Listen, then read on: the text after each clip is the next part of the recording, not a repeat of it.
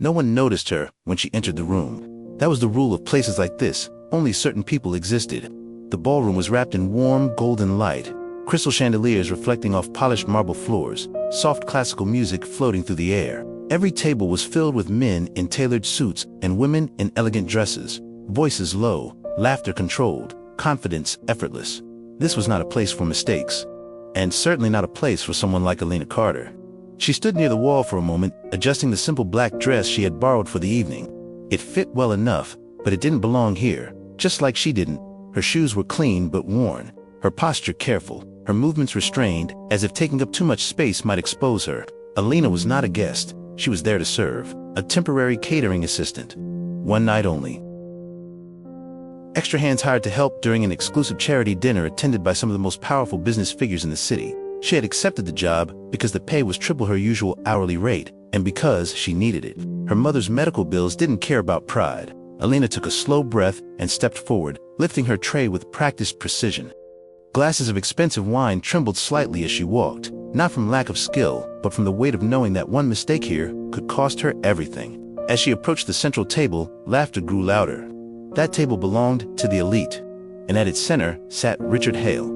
He didn't need to raise his voice to dominate a room. His presence did that for him. Tall, impeccably dressed, silver watch glinting under the lights, Richard leaned back in his chair as if the world owed him comfort.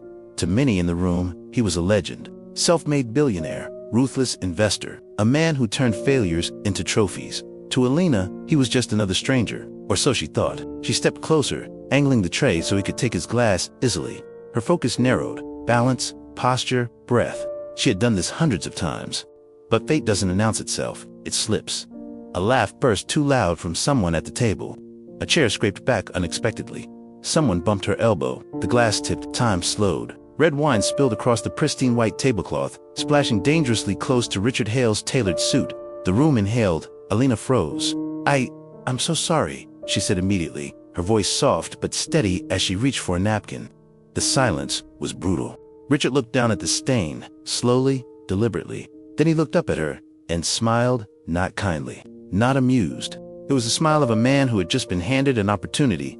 Well, he said calmly, loud enough for nearby tables to hear, this is what happens when you let people like this work in places they don't belong. Heat rushed to Alina's face. I truly apologize, sir. I'll clean it right away, she said, lowering her gaze as she knelt. But Richard wasn't finished. He leaned forward slightly, eyes cold, voice sharp with pleasure. Pick it up. From the floor. Slowly, a few people shifted uncomfortably. Someone laughed nervously. No one intervened. Alina felt every eye on her as the napkin slipped from her hand and fell beside the spilled glass. Her fingers hovered for a fraction of a second. Not because she was unsure, but because something inside her resisted. She lowered herself anyway, knees pressing into the cold marble floor. As she wiped the wine, her hands moved carefully, but her mind drifted far away. She had been here before, different rooms, different people, same humiliation. This wasn't new. Richard watched her with detached interest, swirling his wine. Careful, he added, that floor costs more than your monthly salary. Laughter rippled softly around the table. Alina finished cleaning, stood up, and straightened her back. For a brief moment, their eyes met, and something flickered in hers. Not anger, not tears, something unreadable.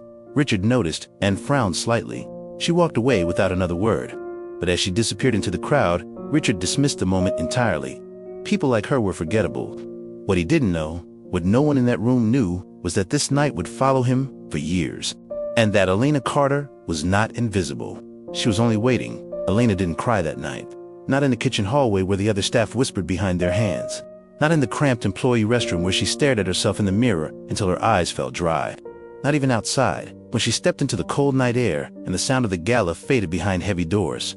She had cried too many times in her life for tears to arrive on command. What she felt instead was something sharper, a quiet, internal shift, like a door finally clicking shut. She walked down the sidewalk with her catering shoes still on, carrying her small tote bag against her chest. Her phone buzzed with a text from the staffing agency. Client complained, don't return. Payment adjusted. That was the polite word for reduced. Alina stopped under a streetlight, reading the message again. She should have been furious. She should have wanted to throw the phone into the street, but all she felt was numb clarity. Because deep down, she had known this would happen. Places like that didn't punish rich men for cruelty. They punished poor women for being vulnerable in public. A car passed slowly. Someone laughed across the street. The city kept moving like nothing had happened. Alina tightened her grip on the tote bag and kept walking. Her apartment was small enough that silence had nowhere to hide. The moment she stepped inside, she smelled the faint scent of disinfectant and cheap soup.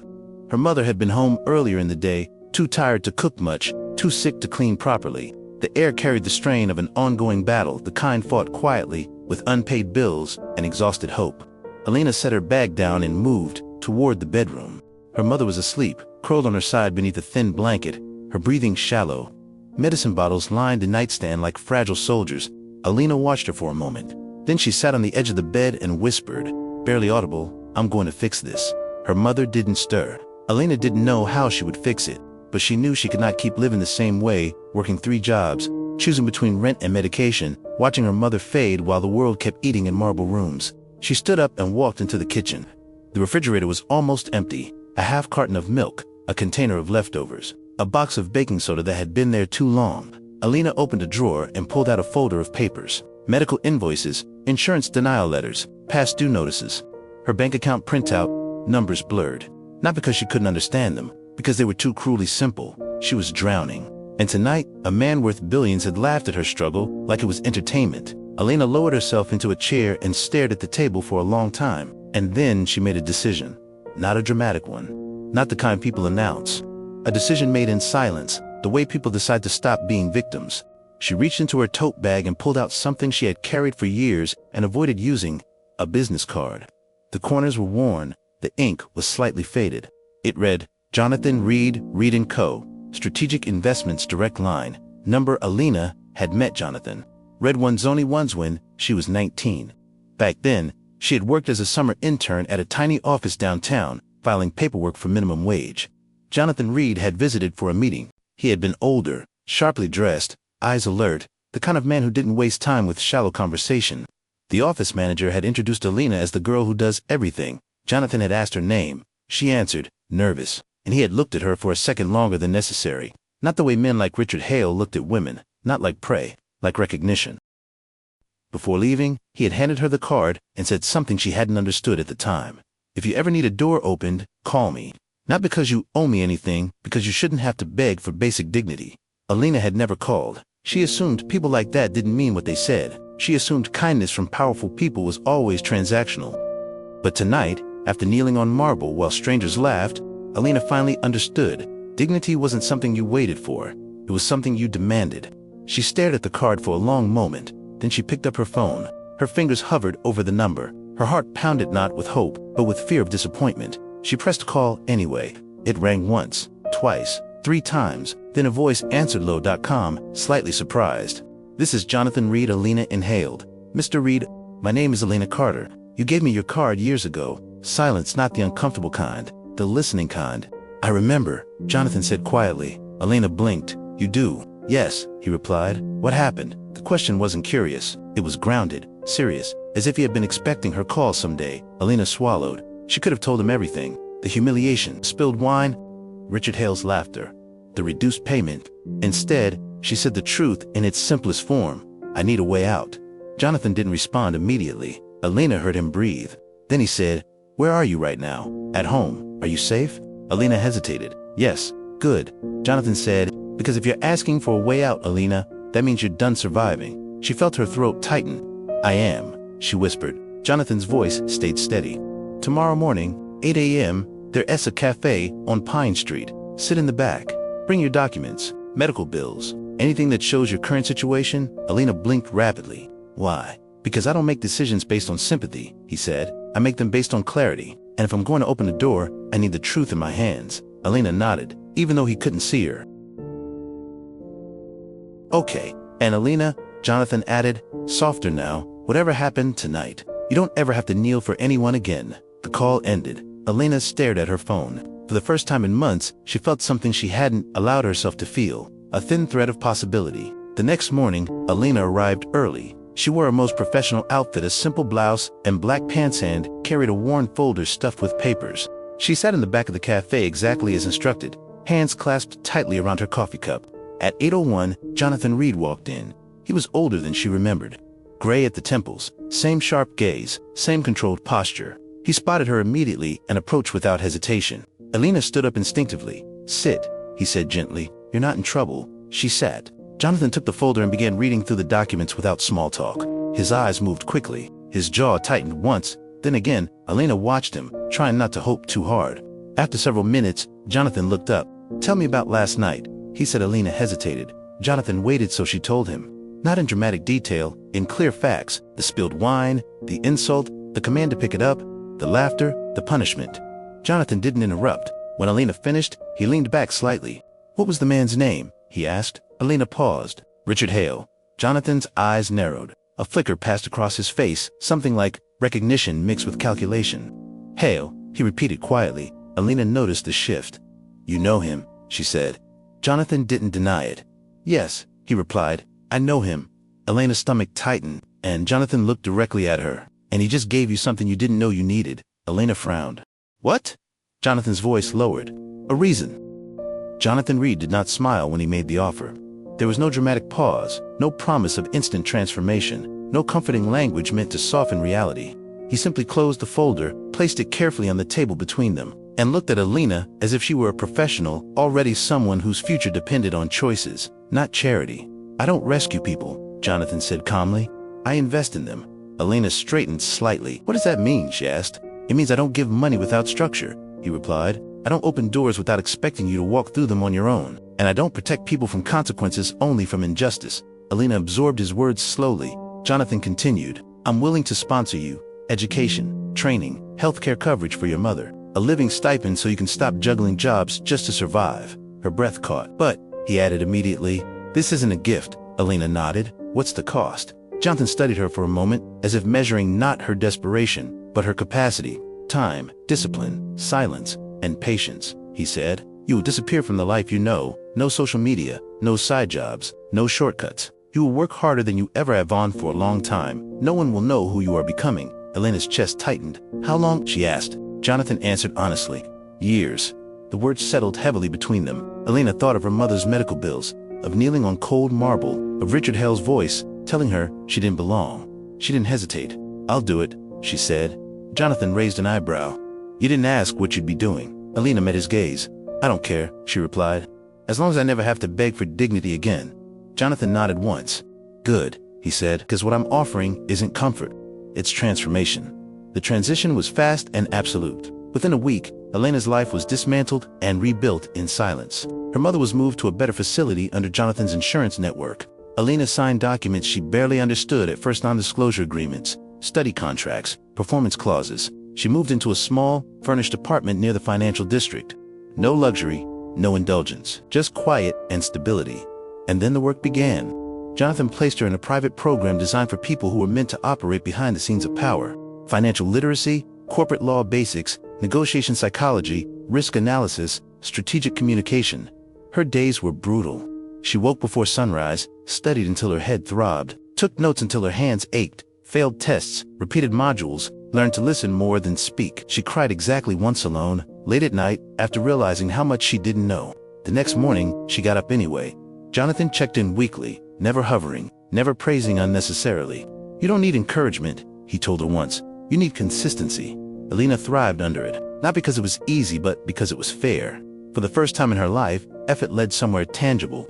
Months turned into years. Alina learned how money moved quietly, how reputations were shaped, how influence rarely looked like power from the outside. She learned something else too.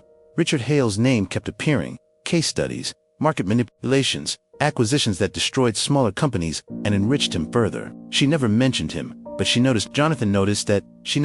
"He's careless," Jonathan said one evening during a private review. "Arrogant men usually are." Alina didn't respond. "What would you do?" Jonathan asked. "If you were in a position to stop someone like him?" Alina thought carefully. "I wouldn't attack him," she said. "I'd let him expose himself." Jonathan smiled faintly. "Good," he said, "because that's how real power works." 5 years later, Alina Carter no longer existed. At least, not on paper. Her name had changed. Her credentials were layered. Her financial footprint was clean, precise, untouchable.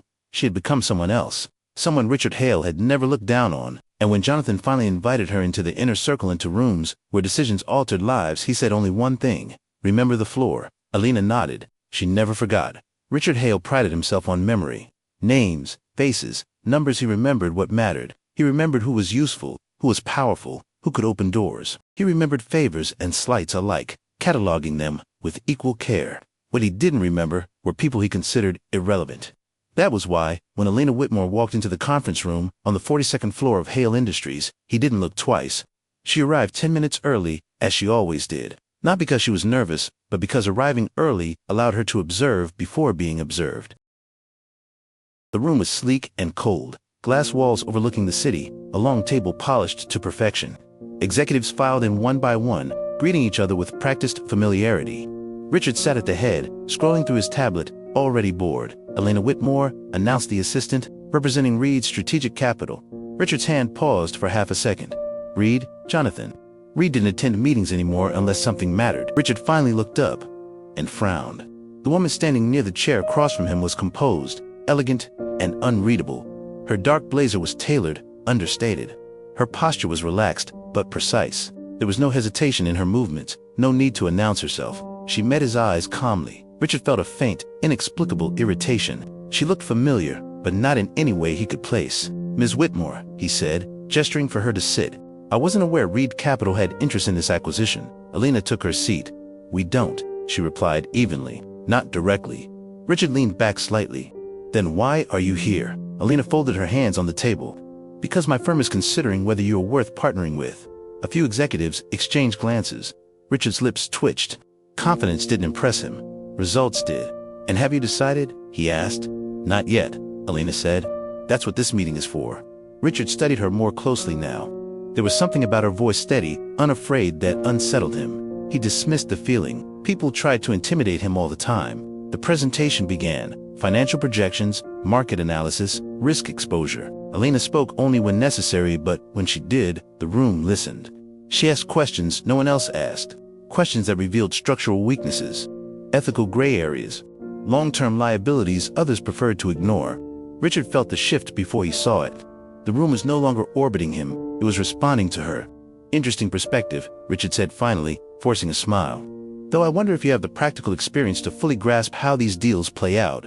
Elena met his gaze. "I do," she replied simply. Richard smirked. "From where?" he asked. "Her resume is unusually quiet. Before 5 years ago, Elena didn't flinch. "Some people build loudly," she said. "Others build correctly." The meeting ended without resolution. As executives filed out, Richard remained seated, watching Elena gather her tablet. "Ms. Whitmore," he said, a word. She paused. "Yes, you seem confident," he said lightly. "But confidence without leverage is dangerous." Elena smiled. "It wasn't warm." "It is," she agreed. "That's why I never showed my hand without leverage." She turned and left. Richard stared after her, something twisted in his gut. That night, Richard reviewed everything he could find on Elena Whitmore. Her credentials were impeccable. Her financial trail was clean. Her associations were powerful. To clean, he didn't like mysteries he couldn't solve. "Find out who she really is," he told his head of security. "I want everything." Elena returned to her hotel suite and closed the door quietly behind her. Only then did she allow herself to exhale, not because the meeting scared her, but because it had worked. Jonathan Reed had warned her this moment would feel surreal. "Power shifts don't announce themselves," he had said. "They confuse the people who thought they were untouchable." Elena sat by the window, looking down at the city lights. She remembered kneeling on marble floors. She remembered laughter, and she felt no anger now, only clarity. 2 days later, Richard received a call. "Sir," his assistant said cautiously, "Jonathan Reed is requesting a private meeting." Richard straightened. Jonathan Reed didn't request meetings. He summoned people. "Schedule it," Richard said. Immediately, the private room was smaller. No entourage, no audience. Jonathan Reed sat calmly, hands folded, eyes sharp as ever. Richard forced a cordial smile. "Jonathan," he said, "to what do I owe the pleasure?" Jonathan didn't return the smile. "I wanted to discuss Elena Whitmore," he said. Richard's pulse quickened. "Ah," he said, "an impressive associate of yours." Jonathan tilted his head slightly. "You don't recognize her," he said. It wasn't a question. Richard frowned. "Should I?" Jonathan's gaze hardened. "You met her once," he said, "years ago, at a charity dinner." Richard searched his memory. "Nothing." Jonathan continued. "She was serving wine." The room went very still. Richard felt a chill crawl up his spine. Jonathan leaned forward slightly. "She knelt on the floor," he said calmly. "Because you told her to." Silence. The memory struck, not clear, but sharp enough to sting. A glass, red wine. a young woman's eyes. Richard laughed, too quickly. "You can't be serious," he said. "That could have been anyone." Jonathan's voice dropped. "It wasn't." Richard's smile faded. "Her name was Alina Carter," Jonathan said, "and she remembers everything." Richard swallowed. "That's impossible," he said. "People like that don't come back." Jonathan stood. "They do," he said. "Just not the way you expect." He turned toward the door, then stopped. "One more thing," he added. "She's not here for revenge." Richard exhaled shakily. Jonathan looked back at him. "She's here for consequence." The door closed. Richard sat alone, and for the first time in decades, uncertainty settled in. Richard Hale had always believed that every person could be reduced to a file, a history, a weakness, a number. That belief had served him well for decades. When problems arose, he solved them the same way. Dig, expose, dismantle. People were predictable once you knew where they came from. So when uncertainty crept in after Jonathan Reed left his office, Richard did what he always did. He ordered a full excavation. "Start from the beginning," he told his security chief. "Birth records, schools, employment, associates. I want to know who Alina Whitmore was before she became Alina Whitmore." The response came quickly. "We already started, sir." Richard waited. "There's nothing," the man added, hesitating. "Nothing before 5 years ago that leads directly to her." Richard frowned. "Everyone has something." "That's just it," the security chief said. "It's like, the earlier version of her life doesn't connect to this one. No financial overlap, no social overlap. Different name, different records, different city." Richard leaned back slowly. A clean break like that didn't happen by accident. It happened with money, with planning, with protection. Jonathan Reed, the realization irritated Richard more than it scared him. He didn't like owing uncertainty to anyone, especially not someone like Reed, who had always played the long game and rarely lost. "Keep digging," Richard said. "People don't disappear, they get hidden." Meanwhile, Alina was preparing for the next phase. She sat across from Jonathan in a quiet conference room, reviewing documents projected onto the wall. Charts, timelines, corporate structures, everything Richard Hale had spent years building to shield himself. "He's already trying to pull your past apart," Jonathan said calmly. Alina didn't look surprised. "I expected that." "He'll fail," Jonathan continued, "but the attempt will push him to act." Alina nodded. "That's the point." Jonathan studied her. "You're certain about this path?" he asked. "Once we proceed, there's no neutral ground." Alina met his gaze steadily. "I lived in neutral ground," she said. "It nearly destroyed me." Jonathan exhaled softly. "Then we proceed." Richard's frustration grew as days passed. Every lead ended in a wall. Every contact returned, nothing useful. People who should have known Alina Carter claimed they didn't. Records that should have existed were legally sealed, scrubbed, or rerouted through shell entities. It was infuriating. Worse, it was humiliating. Richard began to feel watched. Not literally. Strategically, like someone had anticipated his every move years before he made it. Then came the rumors, a delayed acquisition, a board member withdrawing support, a regulatory inquiry reopening an old case. Small things, annoying things. But together, they formed a pattern Richard knew well. Pressure. Someone was tightening a vice slowly, carefully, letting him feel it without crushing him yet. "This is Reed," Richard muttered to himself one night, standing alone in his office. And that woman, Alina Whitmore, Alina Carter. The connection burned. He remembered her now, not clearly, but enough. The way she had stood up after kneeling, the look in her eyes that night, not rage, not despair, memory. Richard had dismissed it then. He wouldn't make that mistake again. He decided to confront her directly, not in a meeting, not through intermediaries. He invited her to dinner. The invitation was framed as professional courtesy, two powerful figures discussing potential alignment. Neutral ground, public venue, no risk. Alina received the invitation and showed it to Jonathan. "He's trying to reassert dominance," Jonathan said. Face to face, Alina considered it. "Good," she said. "Then he'll see I don't flinch anymore." The restaurant was exclusive, discreet, and heavily frequented by people who understood appearances. Richard arrived first. Alina arrived precisely on time. She wore a simple dark dress, no excess, no vulnerability, just presence. Richard stood when she approached. "Ms. Whitmore," he said smoothly. "Thank you for agreeing." Alina took her seat. "I didn't agree," she replied. "I accepted." Richard smiled tightly. They ordered. Small talk followed, markets, trends, mutual acquaintances. Richard watched her closely, searching for cracks. He found none. Finally, he leaned back and spoke carefully. "I've been trying to understand you," he said. "You're unusual." Alina sipped her water. "So I've been told. People don't emerge fully formed." Richard continued. "They come from somewhere." Alina met his gaze. "Yes," she said, "they do." Silence stretched. Richard decided to push. "You remind me of someone," he said. "A long time ago." Alina didn't look away. "I don't doubt it." His jaw tightened. "You know," he said, lowering his voice, "power isn't forgiving. People who come at it without respect usually get hurt." Alina set her glass down. "That's true," she said, "but people who abuse it forget something important." Richard raised an eyebrow. "And what's that?" "That memory doesn't disappear just because you ignore it." Richard felt a flicker of anger. "I think you're overestimating your position," he said coldly. Alina leaned in slightly, not aggressively. "Just enough." "I think," she replied, "you're underestimating how long someone can wait." Richard stared at her. For the first time that evening, he saw it clearly. The girl from the floor hadn't disappeared. She had evolved. That night, Richard made a mistake. He ordered a deeper, illegal search. And that search triggered alerts Jonathan had installed years ago. By morning, the board of Hale Industries was in chaos, and Richard's control began to fracture. Richard Hale woke to silence. Not the peaceful kind, the kind that follows bad news. His phone lay on the nightstand, screen dark, as if it were waiting for him to look first. He didn't. He already knew. By the time he arrived at Hale Industries, the building felt different. Conversations stopped when he passed. Assistants avoided eye contact. The usual hum of certainty had thinned into anxious whispers. In the boardroom, the damage became visible. A regulatory notice sat at the center of the table. Not an accusation, worse, a request for clarification.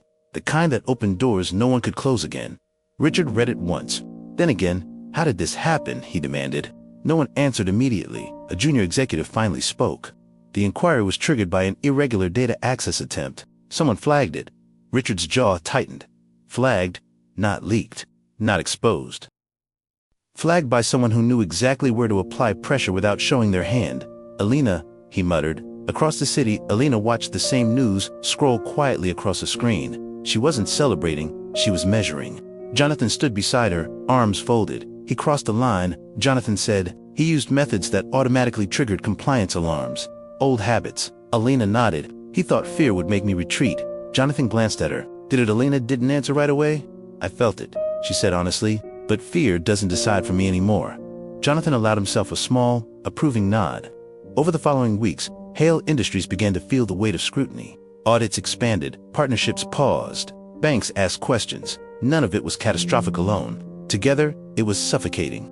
Richard spent hours in meetings that went nowhere, speaking to people who suddenly needed time or clarity. Men who once praised his decisiveness now asked him to justify it. He recognized the strategy. This wasn't a frontal attack, it was containment. Someone was isolating him from the systems that had always protected him, and worse, doing it legally.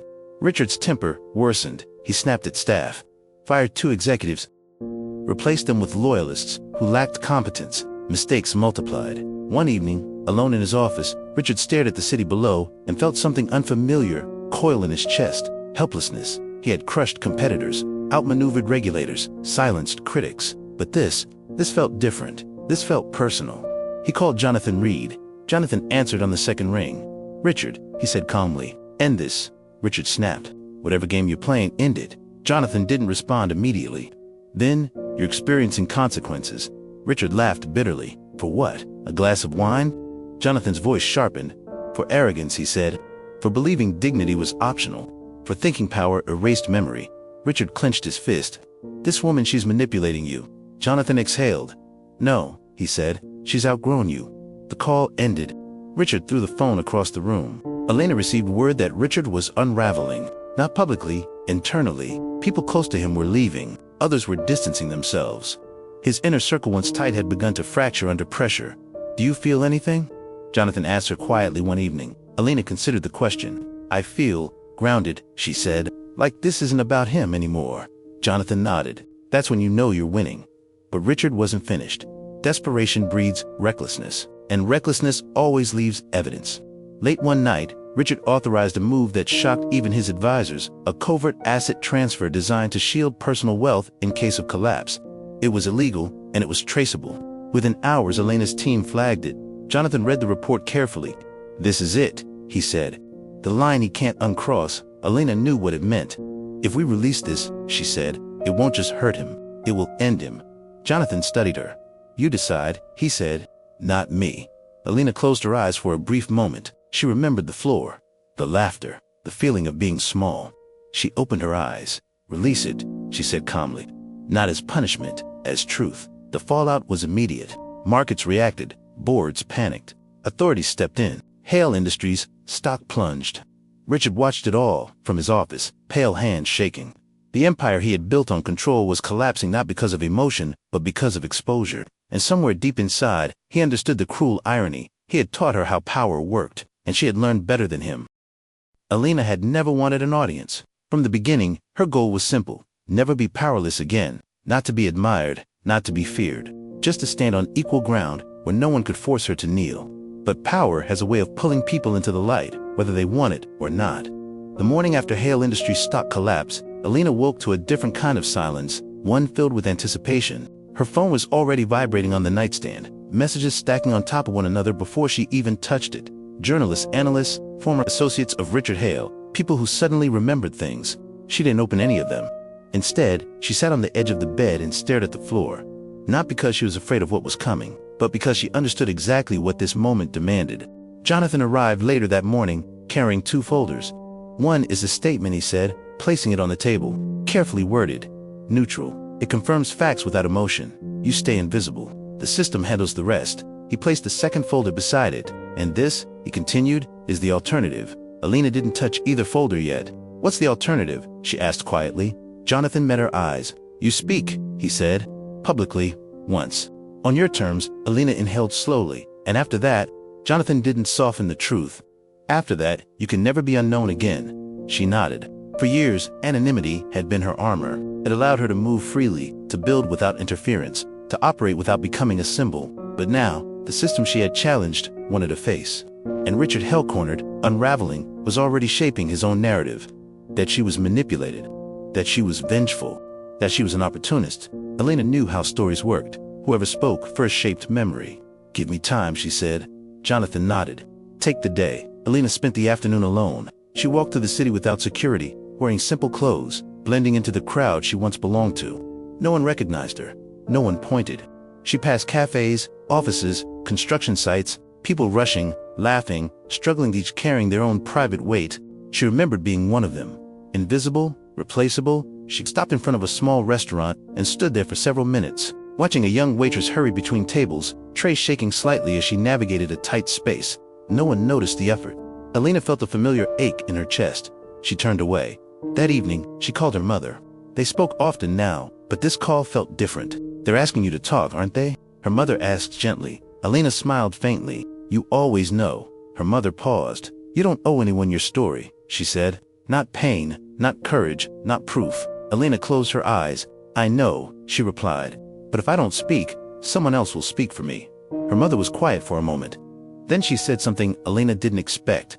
When you were little, her mother said, you used to cry when people were treated unfairly, even when it wasn't you. Alina swallowed. You never learned how to look away, her mother continued.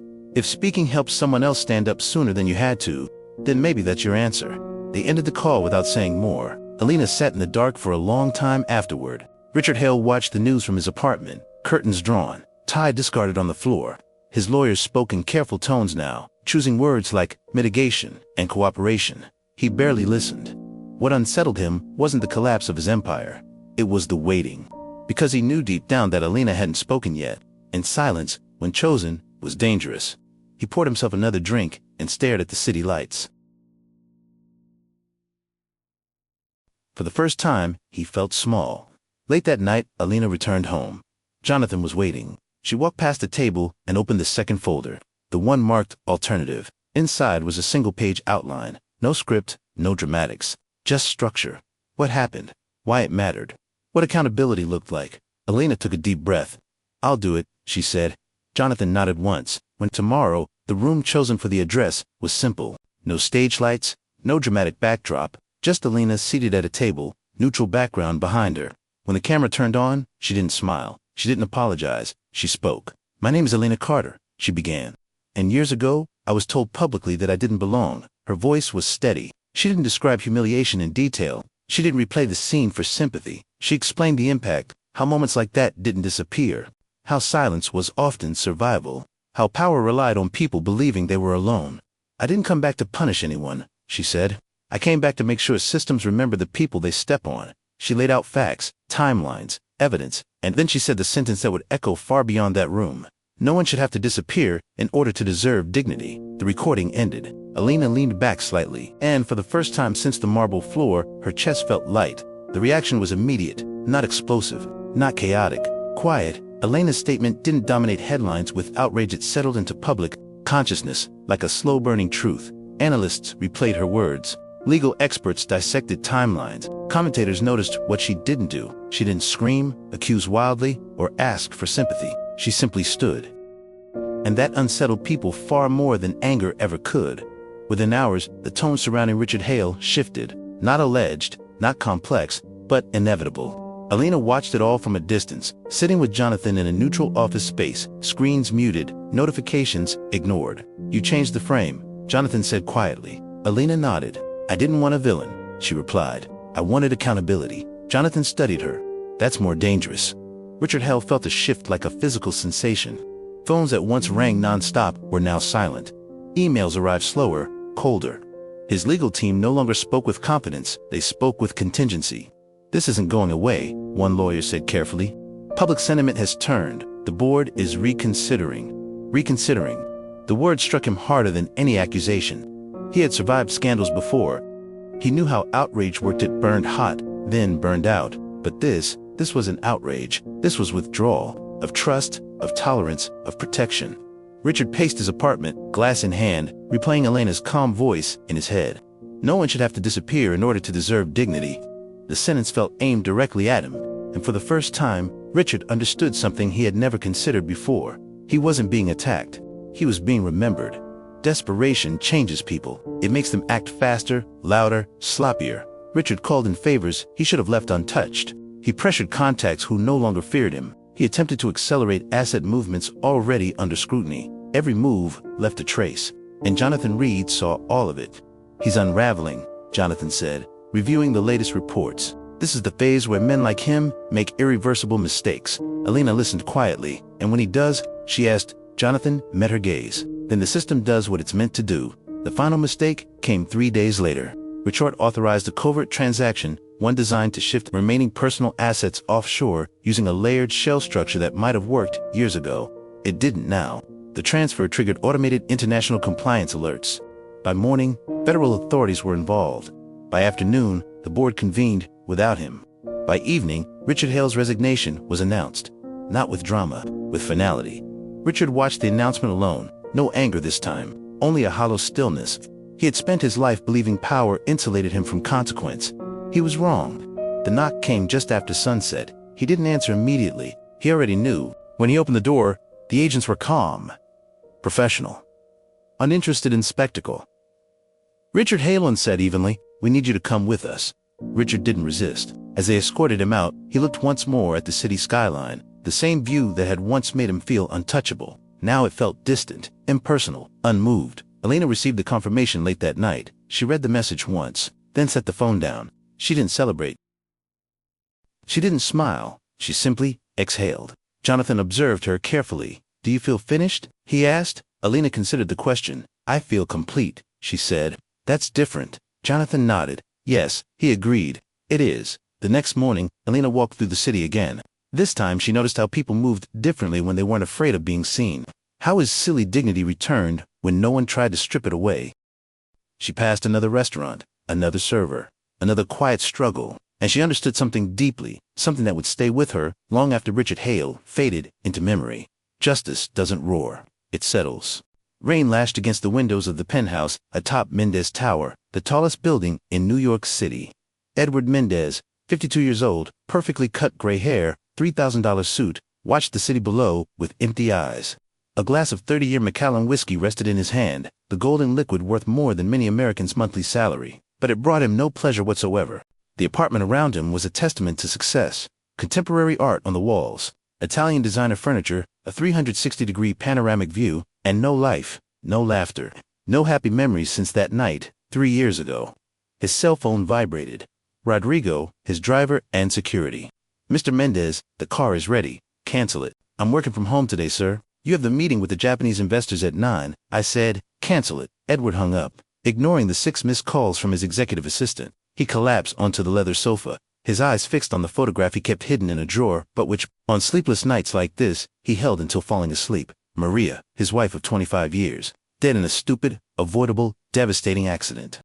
"Why did you leave?" he whispered to the photograph, as he did every night. "Why did you leave me alone?" Of course, there was no answer. There never was.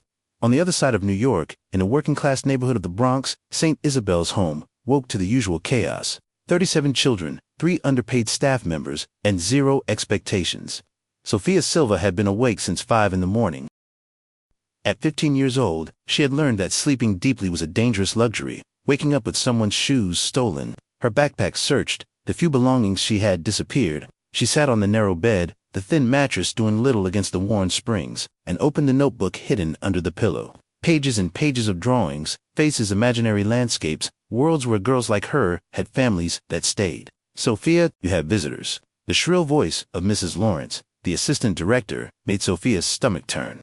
Visitors meant only one thing: another family wanting to try out being parents. She already knew how it would end. She went down the creaky stairs to the visiting room, a depressingly gray room with faded posters about "every child deserves love" that seemed mocking. The couple waiting had the same expression as all the others: nervous optimism, smiles too wide, clothes carefully chosen to seem approachable but still expensive. "Sophia, these are Mr. and Mrs. Taylor." Mrs. Lawrence pushed her forward. "They want to get to know you better." "Hi, Sophia." The woman knelt down, putting herself at eye level. "You're so pretty. I love your hair." Sophia kept her face neutral. "Don't fool yourself. Don't believe. Don't care." "Thank you. We heard you like to draw. I have a niece who also draws. You two will get along so well." "Of course. There's always a niece, a cousin, someone I'm supposed to get along with." The interview lasted 45 minutes. Questions about school, terrible. Hobbies, none. Dreams for the future, survive. At the end, the Taylors left enthusiastic. "We'll start the process." Sophia went back to her room. She gave them 3 weeks before they returned her, like all the others. Dr. Anthony Costa had been Edward's friend since college days. They had built careers on opposite paths. Edward, in the brutal world of business, Anthony dedicating himself to social work, but the friendship had remained solid through the decades. That's why Anthony knew he could ask this impossible favor. "Edward, I need you to hear me out before you say no." They were in Edward's office, 30th floor, New York, spread out like a carpet below. Edward served coffee from a machine that cost more than a small car. "I know that tone, Anthony. The answer is no. There's a girl at the home, Sophia Silva, 15 years old, 13 foster families, 13 returns, and I should care because she's going to be transferred at the end of the month. There's an institution upstate for difficult cases. Basically a prison for kids the system gave up on."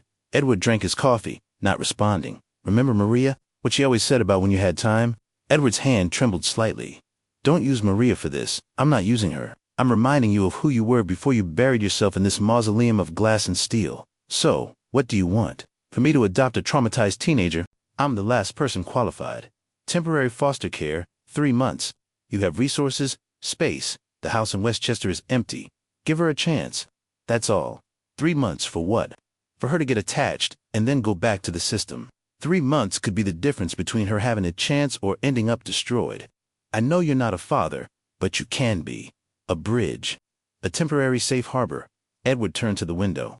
Outside, New York lived millions of lives, millions of stories, and he, with all his wealth, felt the poorest of all. 3 months, he finally said, "But if it doesn't work out, we go back to the original plan. No pressure, no judgments." When tomorrow, Edward closed his eyes. What was he doing?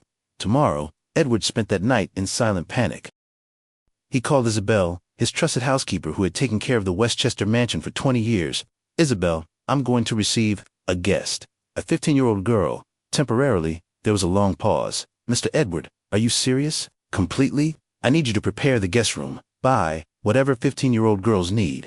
Clothes, school supplies. I don't know, sir. Forgive my boldness, but do you know what you're doing?" "Absolutely not." "That's why I need help."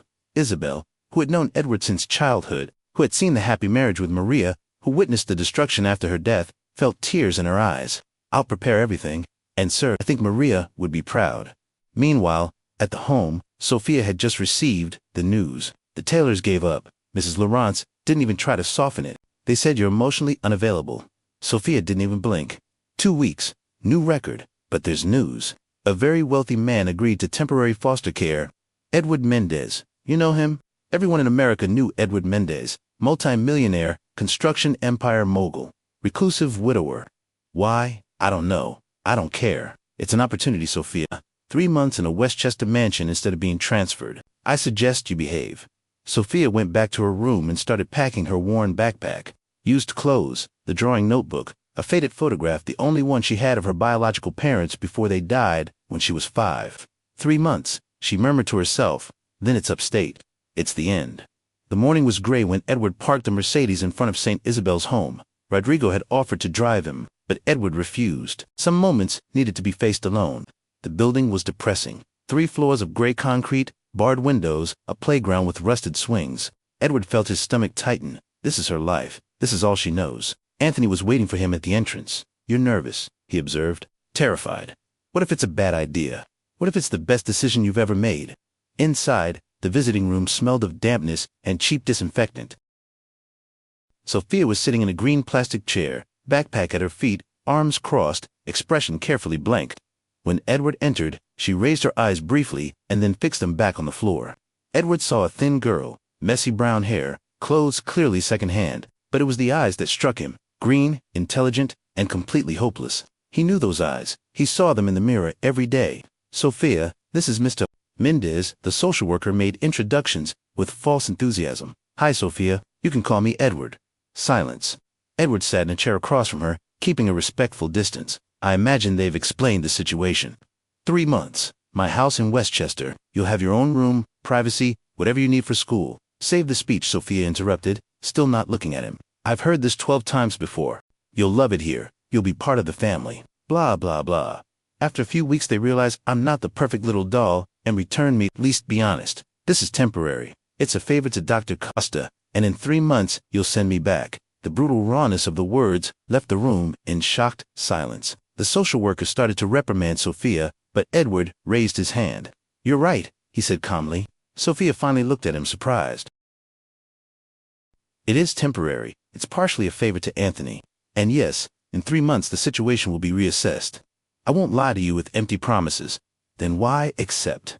Edward thought carefully before responding. Because a friend I respect said you needed a chance. Because I have a huge house where I live alone and it's rotting without life. And because maybe I also need a chance to remember what it's like to have someone else in the house. To make dinner for more than one person.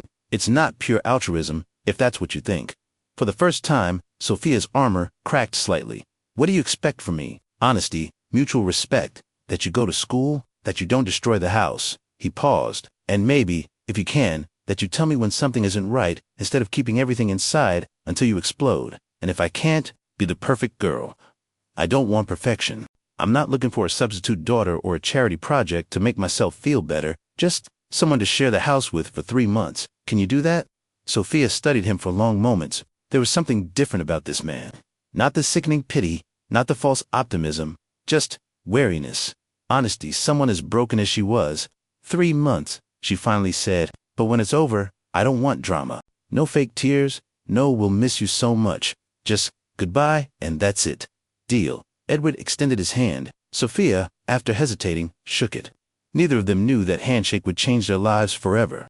The drive from New York to Westchester was made in silence. Sophia looked out the Mercedes window, her eyes wide, despite trying to maintain composure. She had never been in such a luxurious car. It smelled of leather and cleanliness. Classical music played softly from perfect speakers. Edward drove focused on the road, occasionally glancing at the girl in the passenger seat. She seemed so small, so lost. What have I done? I don't know anything about teenagers. About girls, what am I going to say at dinner? What if she hates the house? What if is it far? Sophia's voice interrupted his thoughts. Another 20 minutes. Do you like Westchester? I've never been. Edward almost hit the brakes. Never. You live in New York, and you've never been to Westchester. Sophia shrugged. School trips cost money, and the home isn't exactly known for field trips. Edward's heart tightened. Of course, her life had been survival, not outings. Well, you'll see it now, and it's full of amazing places. Parks, historic sites, the river. You don't have to be a tour guide. I'm not a tourist. I don't know what I am. You're a girl who's going to live in Westchester for 3 months. That makes you practically a local. An almost smile passed across Sophia's lips before she could suppress it. When they finally turned into the private driveway of the property, Sophia couldn't hide her shock. Wrought iron gates opened automatically, revealing a tree-lined path. At the end, the mansion rose. 3 floors of white stone, huge windows, gardens that seemed endless. You live here. Alone. Yes, it's too big, I know. It belonged to my wife's family. When she passed, I thought about selling but never could. They parked in front of the main entrance. Isabel waited at the door, a warm but nervous smile on her face. "Welcome, Miss Sophia. I'm Isabel, the housekeeper." Sophia waved shyly. "I prepared the blue room for you. I hope you like it. If you need anything different, I'm sure it's great." Edward gently interrupted, picking up Sophia's backpack before she could protest. The interior of the mansion was exactly what Sophia imagined a millionaire's house would be, and nothing like what she expected at the same time. Yes, there was marble and chandeliers and art on the walls. But there was also emptiness. No family photographs in sight. No signs of life lived. It was a museum, not a home. "Your room is there." Edward indicated the marble staircase. "Second floor, third door, on the left. I'm on the third floor if you need anything." Isabel has an apartment in the back. The blue room turned out to be bigger than the entire dormitory at the home. Walls of a soft blue, huge bed with white canopy, antique desk, empty bookshelves waiting for books, a huge window overlooking the gardens and mountains beyond. On the dresser, piles of new clothes, still with tags, jeans, sweaters, dresses, underwear. Sophia blushed, shoes of various colors. Isabel chose them, Edward said quickly, seeing her expression. "If you don't like them, we can exchange there. For me, of course, you don't have to wear them if you don't want to." But Sophia touched a soft cashmere sweater. She had never had anything new in her life. Everything always second, third, 10th hand. "Thank you," she whispered. "Dinner is at 8, or earlier if you're hungry. Or later, or there are no strict rules." "Sorry, I'm doing this very badly." For the first time, Sophia saw that he was as nervous as she was. 8 is fine." Edward nodded and left, closing the door gently. Alone, Sophia let herself fall on the soft bed. So different from the thin mattress at the home. She looked at the high ceiling, at the delicate chandelier, at the expensive clothes, at the life that wasn't hers. 3 months. Enjoy it while it lasts. And don't get attached. Never get attached. The first days were a strange choreography of mutual avoidance. Edward woke at 6, got ready in silence, left a note on the kitchen table. "There are eggs and bread. Help yourself." And disappeared to the office. He returned at 9:10 at night, when Sophia was already locked in her room. Sophia, used to the chaos of the home, found the silence of the mansion suffocating. She wandered the corridors like a ghost, exploring rooms that seemed never to have been used. She found the library on the 3rd floor, walls full of books, leather armchair by the window, a fireplace that seemed not to have been lit in years. She spent hours there, lost in worlds that weren't hers. Isabel watched everything with growing concern. She saw the girl eat crumbs used to home rations, sleep with clothes on top of the blankets ready to flee, startle at every sound. And she saw Edward sink deeper into work, using meetings and contracts as a shield against what a 15-year-old girl. On the 4th day, Isabel had had enough. "Mr. Edward, we need to talk." Edward looked up from the documents spread on the kitchen table. He had come home for lunch as promised, but Sophia hadn't appeared. If it's about Sophia, of course it's about Sophia. The girl barely eats. "Yesterday I found her in the library at 3 in the morning because she couldn't sleep. And you're avoiding her." "I'm not avoiding. I'm giving her space, privacy. You're running away. Just like you've run from the last 3 years." Edward tensed. "Isabel Maria wouldn't want this. She'd want you to try. I don't know how. I'm not a father. Isabel, I don't know what to say, what to do. What if I make things worse? She's already suffered so much, and she'll continue to suffer if you stay in this house like 2 ghosts who don't speak." Isabel rarely raised her voice. When she did, Edward listened. "What do you suggest? Have dinner together. Today? Talk. You don't need to be her father. Be human, present." At 8 o'clock that evening, Edward knocked timidly on the blue room door. "Sophia, dinner is ready." Silence. "Please." Isabel made pot roast, "and if we don't eat it, she'll be hurt." The door opened slowly. Sophia had put on one of the new dresses, simple, navy blue, but it suited her.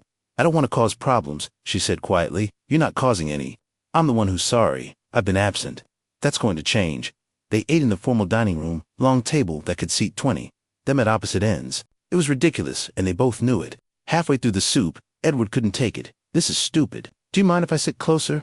I feel like I'm shouting from New York to California." Sophia almost laughed. "You can." Edward moved to the chair next to her.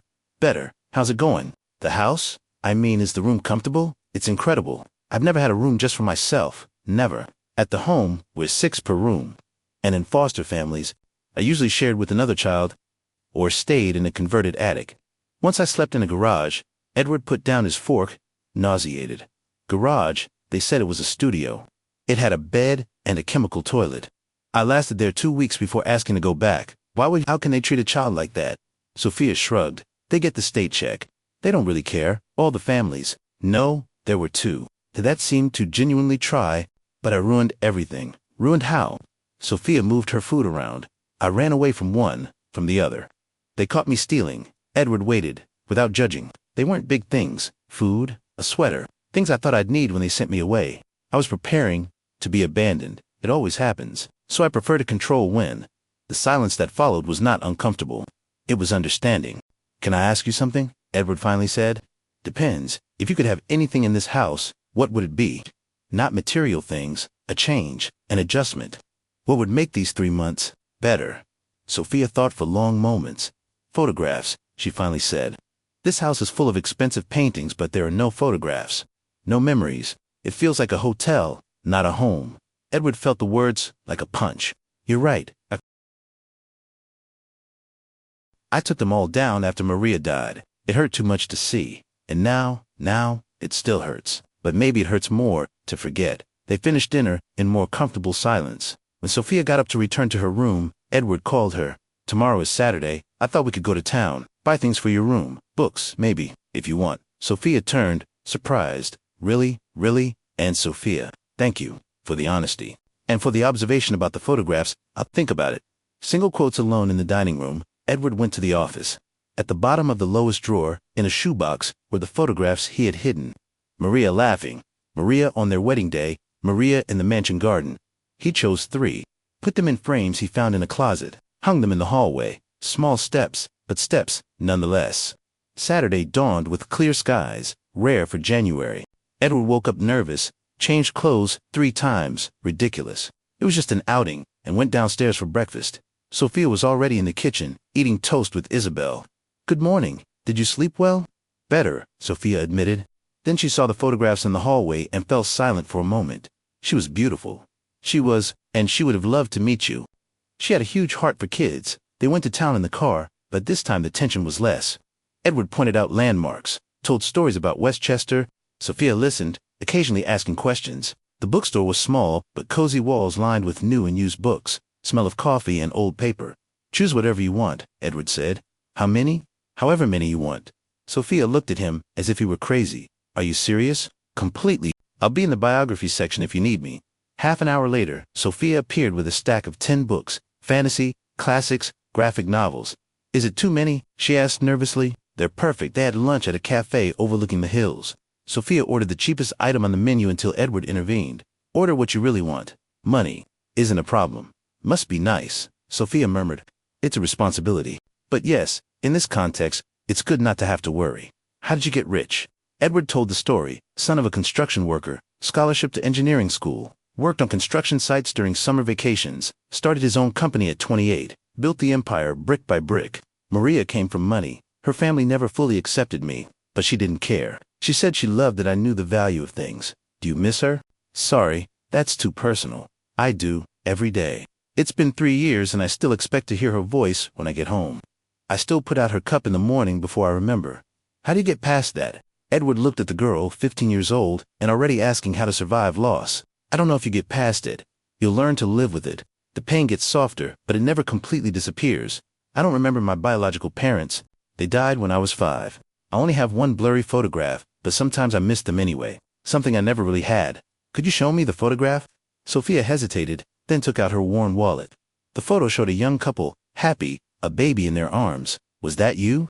I think so. It was in my things when I went to the home. Can I do something? Can I have this restored and enlarged so you can have a better version? Sophia's eyes filled with tears. Why are you being so nice? Because you deserve it. And because it's good to have someone to be nice to. I forgot that. The rest of the day was spent exploring Westchester. They went to a historic mansion. Sophia was amazed by the architecture, the view, the magic of the place. Edward took pictures of her. She protested but secretly loved it.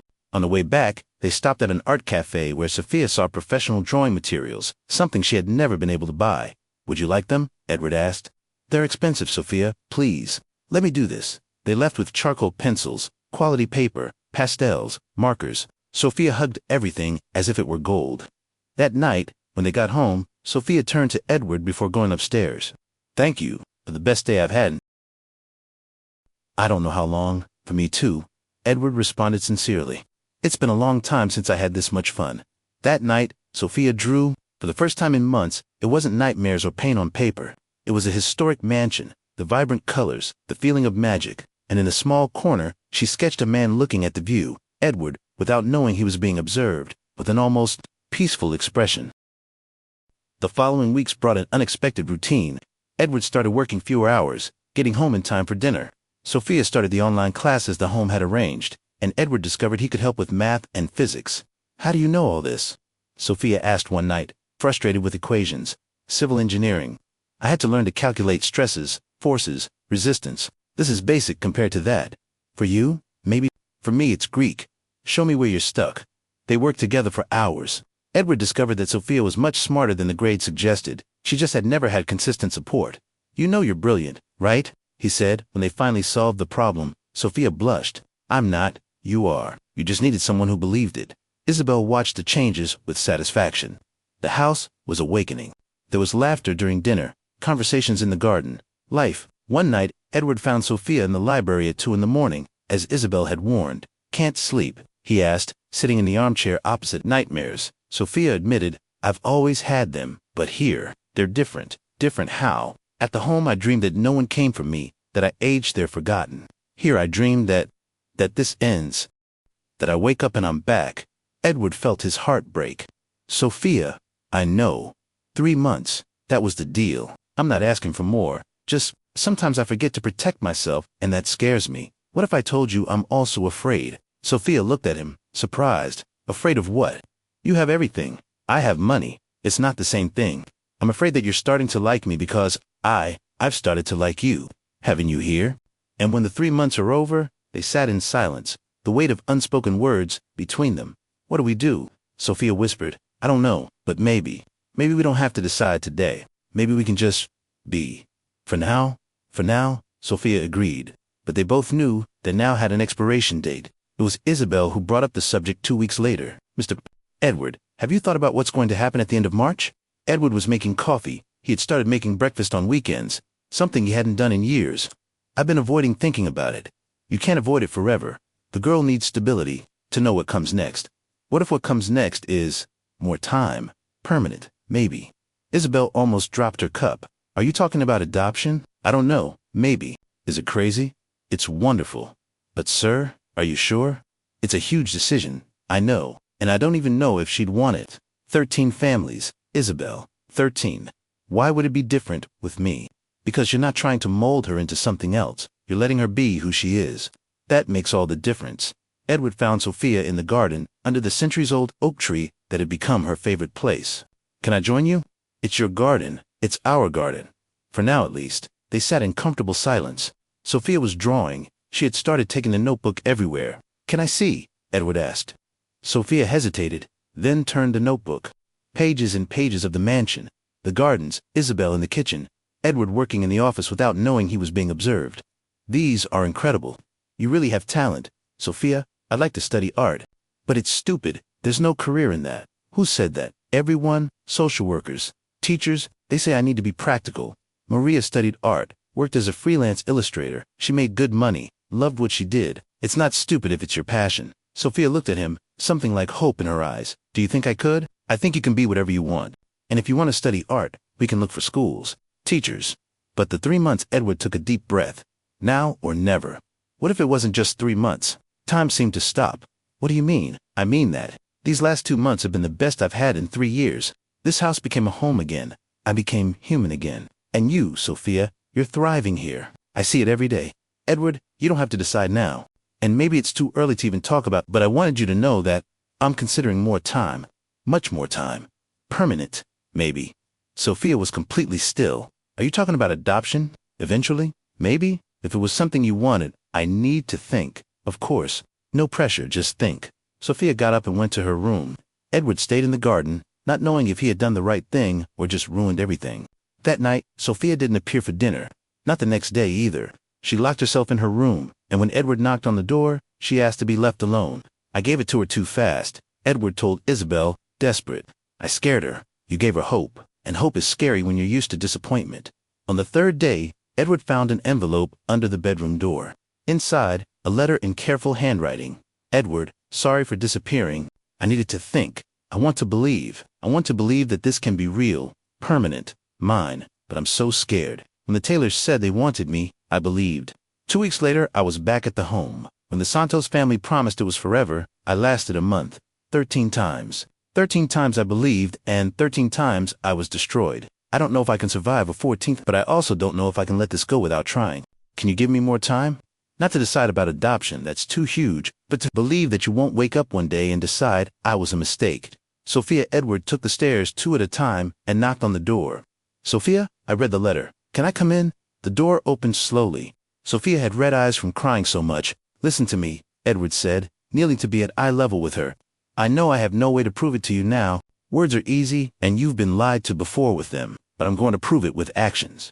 I'm going to show up every day. I'll be at dinner. I'll help you with homework. I'll ask about your day and really listen. I'll take you places, introduce you to people, build memories with you. And at the end of 3 months, when it's time to decide, you'll have a mountain of evidence that I'm not like the others. What if it's still not enough? Then I'll give you more time. All the time you need. There's no rush, Sophia. This isn't a business transaction with a deadline. It's life. It's building trust. And that takes however long it takes. Sophia threw herself into his arms, crying. Edward hugged her tight, feeling his own tears fall. I'll try, Sophia sobbed. I'll try to believe. That's all I ask. February arrived with constant rain. Edward was immersed in a particularly tense meeting about a project in Manhattan when Isabel called. Mr. Edward, do you have a minute? Isabel, I'm in a meeting. It's important. It's about Sophia. Edward excused himself and left the conference room.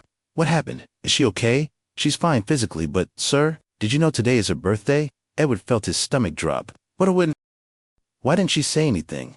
16 years old, today, and I found this in her room trash this morning.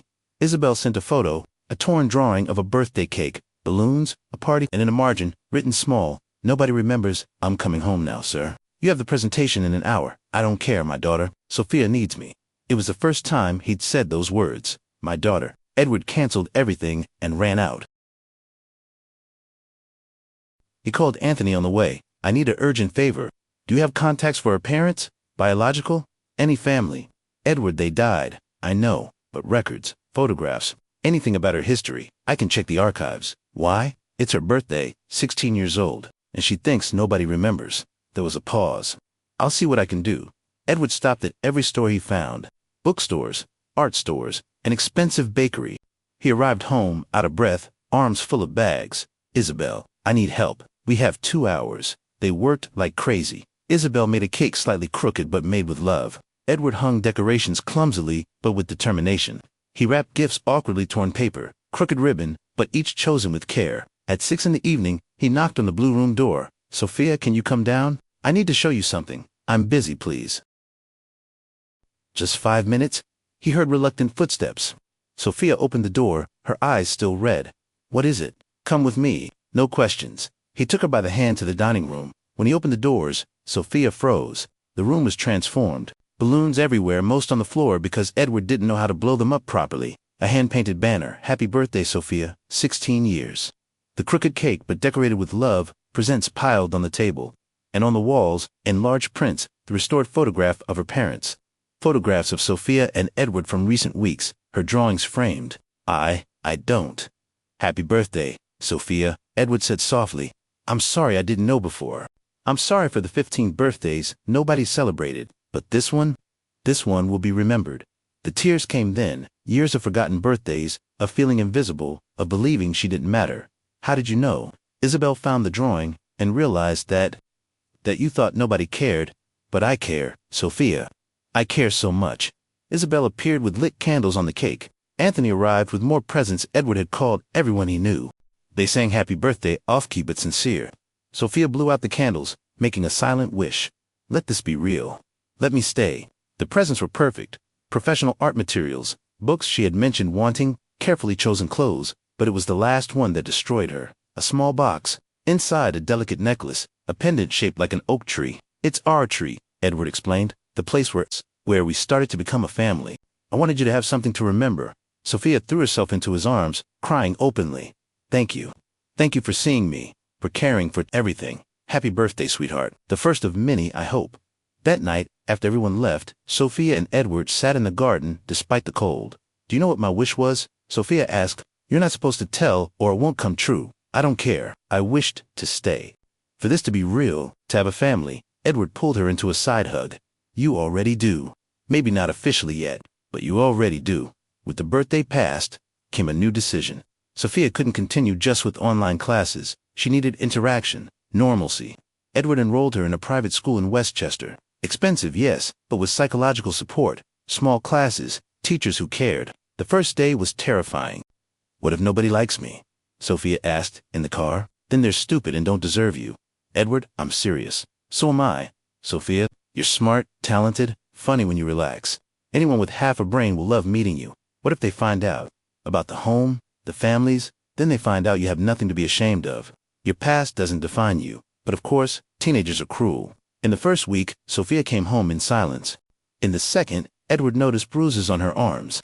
What happened? Nothing, Sophia, just some stupid kids. It doesn't matter. It matters to me. What did they say? Finally, the truth came out. Someone had found out about the home. The jokes started orphan, throwaway, charity case. Edward was furious. I'm going to the school. No, that'll only make it worse. Please, Edward. I can handle this. You shouldn't have to handle it alone. But Sophia insisted, and Edward reluctantly backed down. It was the art teacher, Mrs. Helena, who changed everything. She saw Sophia's talent immediately. In one class, she asked her to show her work to the class. Sophia had drawn the mansion not as it was, but as it felt. Warm, alive, full of light where there had only been emptiness before. The room fell silent. This, Mrs. Helena said, is true art, not empty technique. It's emotion, story, soul. After class, she approached Sophia. You have a rare gift. I want to enter you in the regional competition. I'm not good enough. You're more than good enough. Trust me. Sophia told Edward that night, barely able to contain her emotion. She wants to enter me in a competition, a real competition. Of course she does. I've told you you're brilliant, but what if I fail? What if nobody likes it? What if everyone loves it? Sophia, you need to start believing in yourself as much as I believe in you. The competition was in April, weeks of preparation, nights working, constant doubts. Edward was present at every step. He bought materials, offered opinions when asked, mostly just showed up. He sat in the improvised studio, working on his laptop, while she drew, a silent but constant presence. Why do you do this? Sophia asked one night. Just sit here, because you matter. And sometimes caring is just showing up, being present. I don't have to understand art to support you. Sophia smiled. You know you're the best non-dad anyone could ask for? Edward laughed. Non-dad, is that my official title? For now? But they both felt the weight of for now. March was ending, the promised time almost up. The storm came from where Edward least expected it. Marianne Mendez, Edward's younger sister, showed up unannounced on a Friday night. She had a key to the mansion. Edward had forgotten to ask for it back, and walked in as if she owned the place. Edward, I'm here. Edward was in the kitchen with Sophia, making dinner, a tradition they'd started. Cooking together, talking about the day, laughing at culinary disasters. Marianne, what are you doing here? Marianne stopped when she saw Sophia. Critical eyes scanned the girl from top to bottom. And who is this? This is Sophia. Sophia, my sister Marianne. Favorite sister, Marianne corrected, kissing Edward on the cheeks. I need to talk to you, privately. Whatever you need to say, you can say in front of Sophia. Marianne looked from one to the other, understanding dawning. Oh, so the rumors are true. You adopted a teenager? Not yet. It's foster care for now. Are you insane? Edward, you barely know the kid. What if she's after the money? Sophia went pale. Edward went furious. Marianne, stop. Now, someone has to say it. Maria barely died 3 years ago. Don't mention Maria. Edward rarely shouted. When he did, the kitchen fell into shocked silence. Sophia stood up quietly. I'll go to my room. Sophia, it's okay. You should talk to your sister. When Sophia left, Edward turned to Marianne with eyes of fury. How dare you? Someone has to protect you. Since Maria died, you've been in a hole. And now, a girl appears out of nowhere. She has a name. It's Sophia. And she didn't appear out of nowhere. It was a conscious, thoughtful request from Anthony. Anthony, of course, always getting you into situations. This isn't a situation. It's my life. And for the first time in 3 years, I feel like I'm living again. But why her? Why now? Edward sat down. Sudden weariness. Do you know what it's like to live in an empty house? Where every room reminds you of what you lost? Where even breathing hurts because you're alone? Edward, Sophia brought life back. She's not replacing Maria. Nothing can, but she gave me a reason to wake up, to have dinner, to laugh. Don't you understand? She saved me as much as I saved her. Marianne softened slightly. What if it goes wrong? What if she hurts you? Then it hurts, but I'd rather that than never trying, than living another 3, 10, 20 years in this mausoleum. Do you love her? As a daughter? Edward thought carefully. I'm learning. I don't know how to be a father. I don't know all the answers. But yes, I think I love, in my clumsy way. Marianne sighed. You need time. Don't make hasty decisions. I've had time. 3 months of seeing who she is, of building trust. It's not hasty when it's right. After Marianne left, still skeptical, but less hostile, Edward went up to the blue room. Sophia was by the window, arms around her knees. She's right, she said without turning. You're a multi-millionaire widower. I'm an orphan with nothing. People will think I'm taking advantage. I don't care what people think. But they'll say it, and part of you will start to question. Edward sat next to her. Listen, when Maria died, people, including family, told me how to handle grief. When to remarry, how to invest her money, what to do with the house. Everyone had opinions, and then I realized the only person who has to live with my decisions is me. So I stopped listening. I live how I want. Do what feels right. And this, am I what feels right? You're the best decision I've made in years. Sophia finally looked at him, tears in her eyes. I'm so scared to believe. I know, but love, any love, requires that terrifying leap of faith. And I'm ready to jump, if you are. The 3 months are up next week, I know. And then, Edward took a deep breath. Then, Sophia Silva, I would like to officially ask to start the adoption process. If it's something you want, the world seemed to stop. Are you sure? Completely. I want this to be your home, permanently. I want to be in the stands when you win art competitions. I want to argue about curfews and boyfriends and all the normal teenage chaos. I want to be your father, if you'll let me. Sophia cried, Edward cried, and through tears, she whispered, yes, yes, I want that. They hugged tight, two broken people beginning to heal together. Starting the adoption process proved to be simultaneously bureaucratic and emotionally exhausting. There were endless forms, interviews with social workers, psychological evaluations for both, home visits, background checks. Do you feel you're compatible? Asked the social worker in one session. Sophia and Edward looked at each other. Yes, Sophia said firmly. I'm still learning, Edward admitted honestly. I make mistakes. I don't always know what to do, but I show up every day. And is that enough? The woman asked Sophia. For me it is. Having someone who tries, who cares, it's more than I've ever had. But it wasn't all smooth. There was the therapy session where Sophia finally talked about abuse in one of the foster families. Edward left furious, devastated that he hadn't known, helpless because it had already happened. There was the court hearing where a skeptical judge questioned Edward's motivations. A wealthy man with no parental experience adopting a problematic teenager seems unusual. Edward maintained his composure. Problematic? She's the bravest girl I've met. She survived what would destroy many adults. If that's problematic, then we need to redefine the term. There was a moment when Edward's biological mother, Sophia's grandmother, technically refused to support the adoption. You're going to ruin the family line, she said cruelly. Edward cut off relations immediately. But there were also beautiful moments. Anthony testified in court with emotion, talking about how both had transformed each other. Isabel gave an interview so moving that the social worker cried. Sophia's teachers, especially Mrs. Helena, provided glowing letters about her progress. And in April, when Sophia won first place in the regional art competition, it was Edward she looked for in the crowd, shouting, Dad, I won. It was the first time she'd called him that publicly. Edward cried without shame, pushing through to her, hugging her tight. I'm so proud. I always knew you'd win. The winning painting was called Rebirth. 2 figures under an oak tree, a storm moving away, light breaking through the clouds. It's about us, Sophia whispered. About finding home. It's perfect, Edward replied. Like you. In June, 6 months after the initial meeting, the final hearing arrived. The judge, the same one who had been skeptical, read the final reports. Mr. Mendez, in recent months I've had access to psychological evaluations, school reports, testimonies from multiple sources. It's fair to say I've been impressed. Edward held Sophia's hand tight. Sophia went from a student with mediocre grades to honor roll. Therapists report remarkable progress. Teachers speak of transformation. And most importantly, I see here 2 individuals who clearly care deeply for each other. Pause. However, I must ask one last time.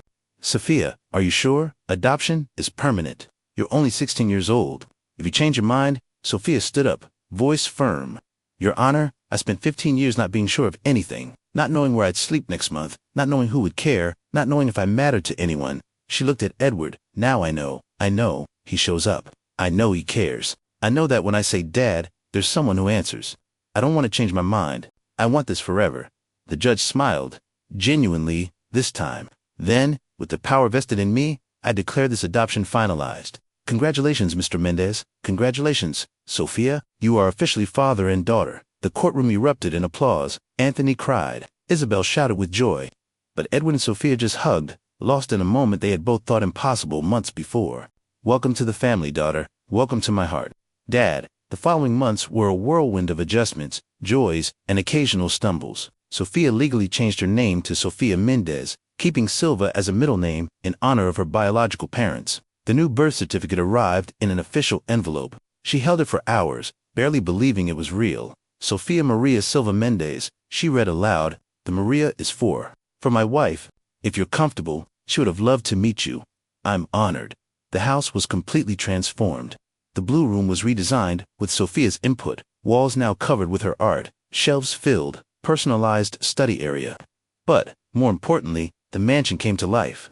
Photographs everywhere of Maria, always present, never forgotten, of Sophia and Edward, of shared moments. Edward hired a private art tutor, a well-known artist who was amazed by Sophia's talent. She has something rare, he told Edward. Technique can be taught, but this ability to transmit pure emotion, that's a gift. There were also normal stumbles of any family. The first big argument happened in August. Sophia wanted to go to a party with new friends from school. Edward, in protective dad mode for the first time, said no. I haven't known you long enough. What if something happens? I'm 16 years old. I'm not a child. Exactly 16. Too young for parties without supervision, they yelled. Sophia locked herself in her room. Edward stayed in the living room, frustrated and not knowing what to do. It was Isabel who mediated. Mr. Edward, you're acting like a father. Congratulations. I don't feel successful. Parents and teenagers argue. It's normal. But you need to find balance, protection versus trust. Edward knocked on the bedroom door. Sophia, can we talk? A long conversation followed. Compromises were made. She could go to the party, but Edward would pick her up at 11, and she had to keep her phone on. Thank you for caring enough to argue, Sophia eventually said. I know it's annoying, but it's nice to have someone who worries where I am. Small moments defined the family they became. Edward teaching Sophia to drive, disastrous but hilarious. Sophia dragging Edward to cooking classes. He was terrible but tried. Weekend trips to Boston, Cape Cod, even Canada. Christmas was particularly special, the first real family one for both in years. Sophia made hand-painted ornaments for the tree. Edward completely overdid the presents until Isabel intervened. They invited Anthony, Isabel, and her family, some of Sophia's classmates. The house filled with laughter, music, life. This is how it should always be, Edward said, watching Sophia laugh with friends. This is how it will be, Isabel corrected. You built this, a true family. Chapter 15. Challenges from the past. 14014 ATM IN. But the past never completely disappears. In February, a year since the memorable birthday, Sophia started having nightmares again, worse than before. She woke up screaming. Edward ran to her room, holding her until the shaking stopped. What's going on? He asked, desperate. I don't know, just fear, always fear, the therapist explained. Now that Sophia feels safe, her brain is processing traumas she repressed. It's normal, but difficult. There were bad days, days when Sophia barely got out of bed, days when Edward felt helpless, not knowing how to help. What if it's not enough? He confessed to Anthony. What if love isn't enough to heal everything? Love is never enough alone, Anthony said gently. But love, plus therapy, plus time, plus patience. That heals. Edward hired a second therapist specializing in childhood trauma. They adjusted medication, created safety routines, and slowly, Sophia began to improve. But there was one moment of true crisis. One of the old foster families, the Santos, contacted Edward. They wanted to make amends. See Sophia. Sophia went into absolute panic. No, I don't want to see them. You don't have to, ever, Edward assured. But the memory was unearthed. The Santos family had been particularly cruel. Promises of adoption.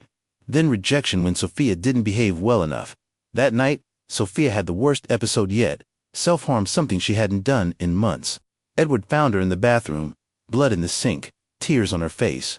Sophia, no. I can't stop feeling. It hurts too much. Edward, terrified but focused, gave first aid, called the therapist, stayed up all night, simply holding his daughter while she cried. Will you give up on me? Sophia whispered at 4 a.m, because I'm too much work?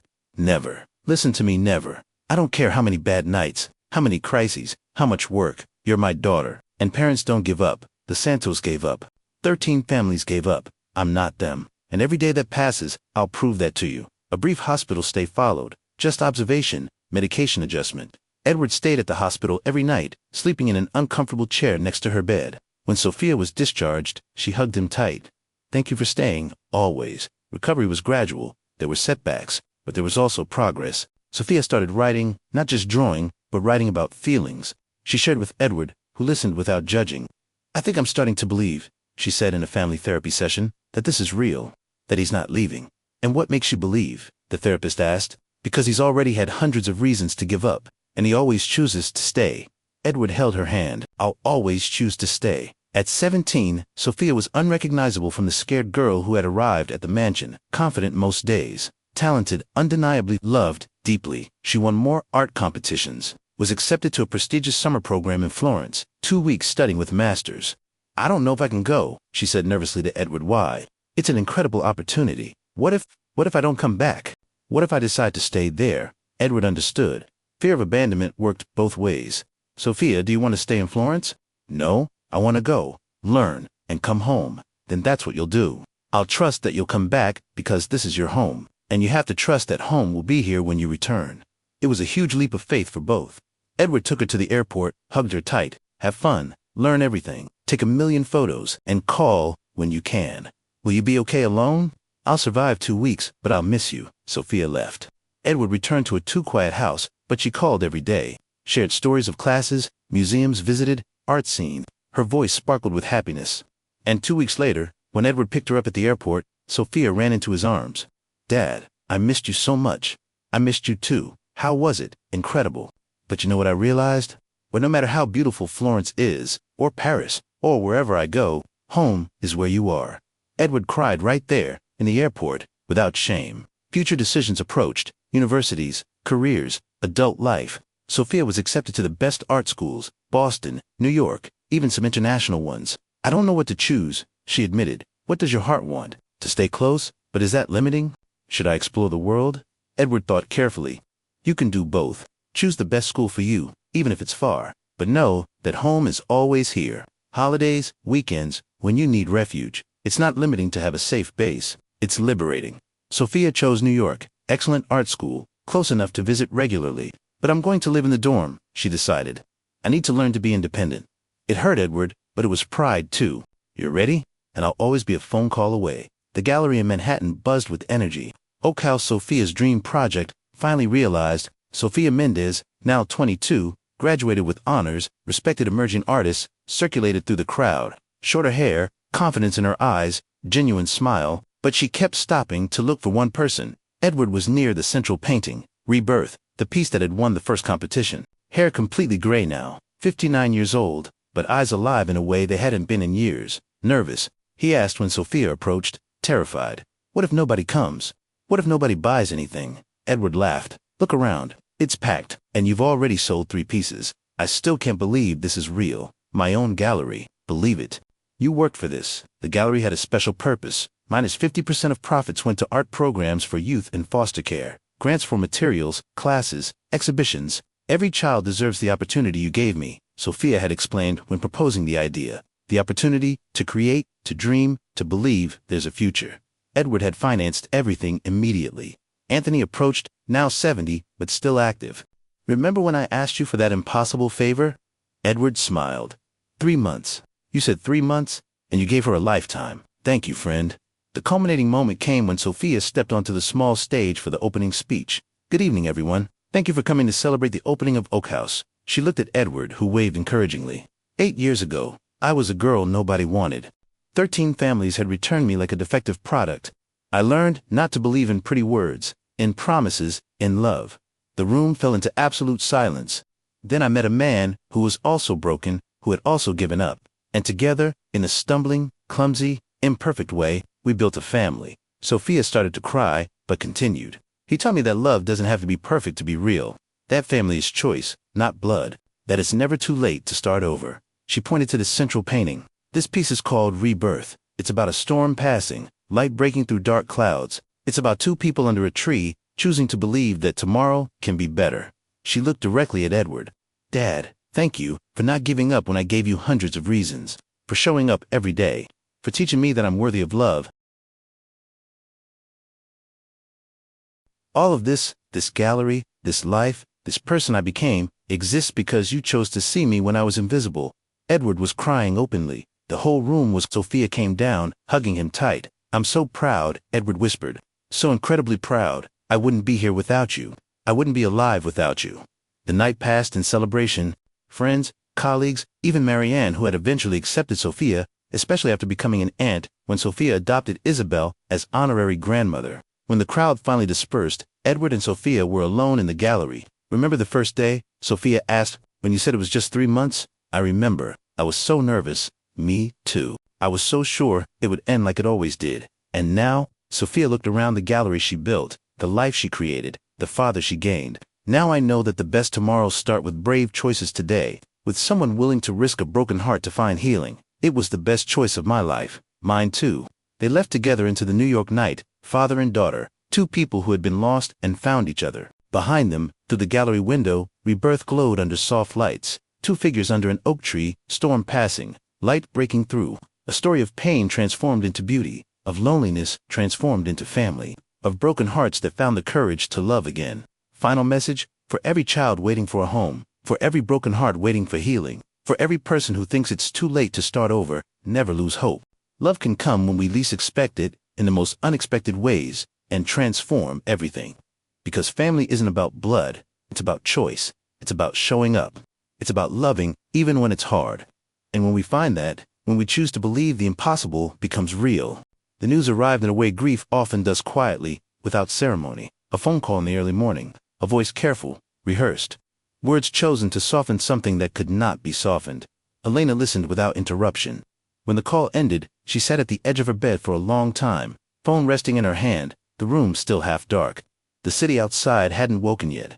Traffic was sparse. The world, for a brief moment, felt paused. Her mother was gone. Not suddenly, not unexpectedly, but finally. Elena had prepared for this moment for years. Doctors had warned her, numbers and probabilities had been explained. She had told herself she was ready. She wasn't. Grief didn't arrive as tears. It arrived as absence, the absence of responsibility, the absence of vigilance, the absence of the quiet, constant fear that had shaped her adulthood. For the first time since she was young, Elena was no one's shield. She moved through the day on instinct, calling relatives, confirming arrangements, responding with calm she didn't yet feel. Jonathan offered to handle logistics. She accepted without discussion.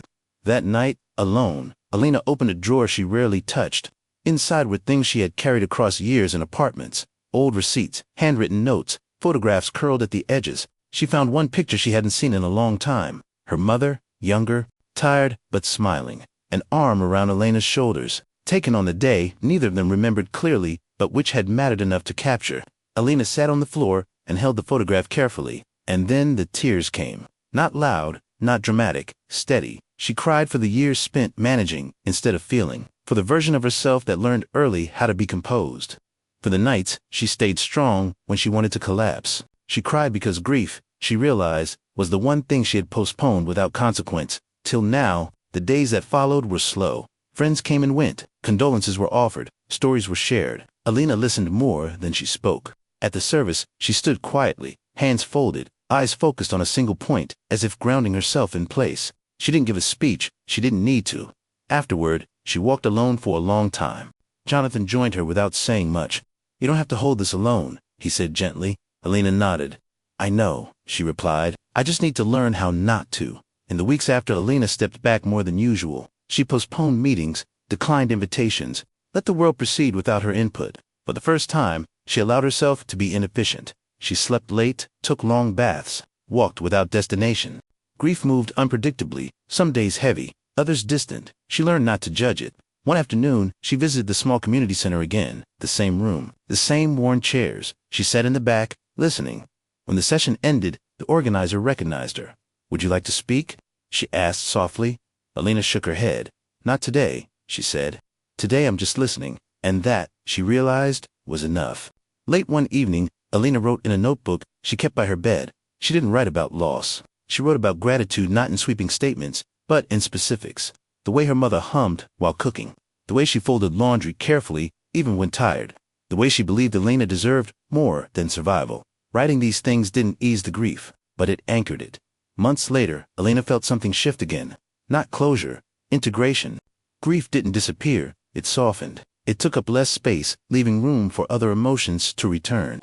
She understood then that strength hadn't spared her pain. It had simply delayed it until she was ready to carry it without breaking. With grief integrated, Elena will be invited to build something lasting institution, shaped not by reaction, but by values tested over a lifetime. Grief did not leave Elena empty, it cleared space. After her mother's death, something subtle but profound shifted in the way Elena thought about time. Before, the future had always felt like something to secure, something that required vigilance, planning, protection. Now it felt like something to shape deliberately and without urgency. The invitation came from an unexpected place. A coalition of mid-sized organizations, nonprofits, ethical investment groups, and labor advocates approached her with a proposal. They weren't asking her to lead publicly. They weren't asking for her name on a building. They were asking for her architecture. "We don't need a figurehead," one representative said during their first meeting. "We need a framework that survives leadership changes." Elena listened carefully. They wanted to build an institute, quiet, rigorous, independent, a place that trained leaders, advised companies during crises, and intervened early when cultures showed signs of decay. Not a watchdog, a stabilizer.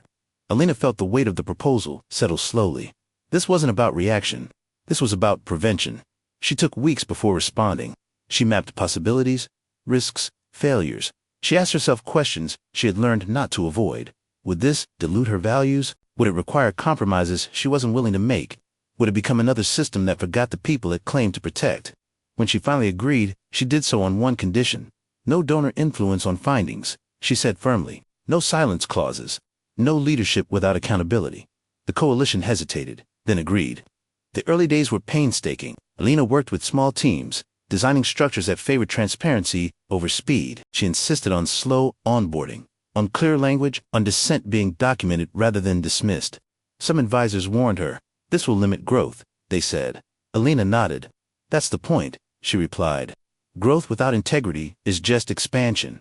She hired people who had been overlooked, people with depth rather than polish, analysts who asked uncomfortable questions, facilitators who understood power dynamics not as theory but as lived experience.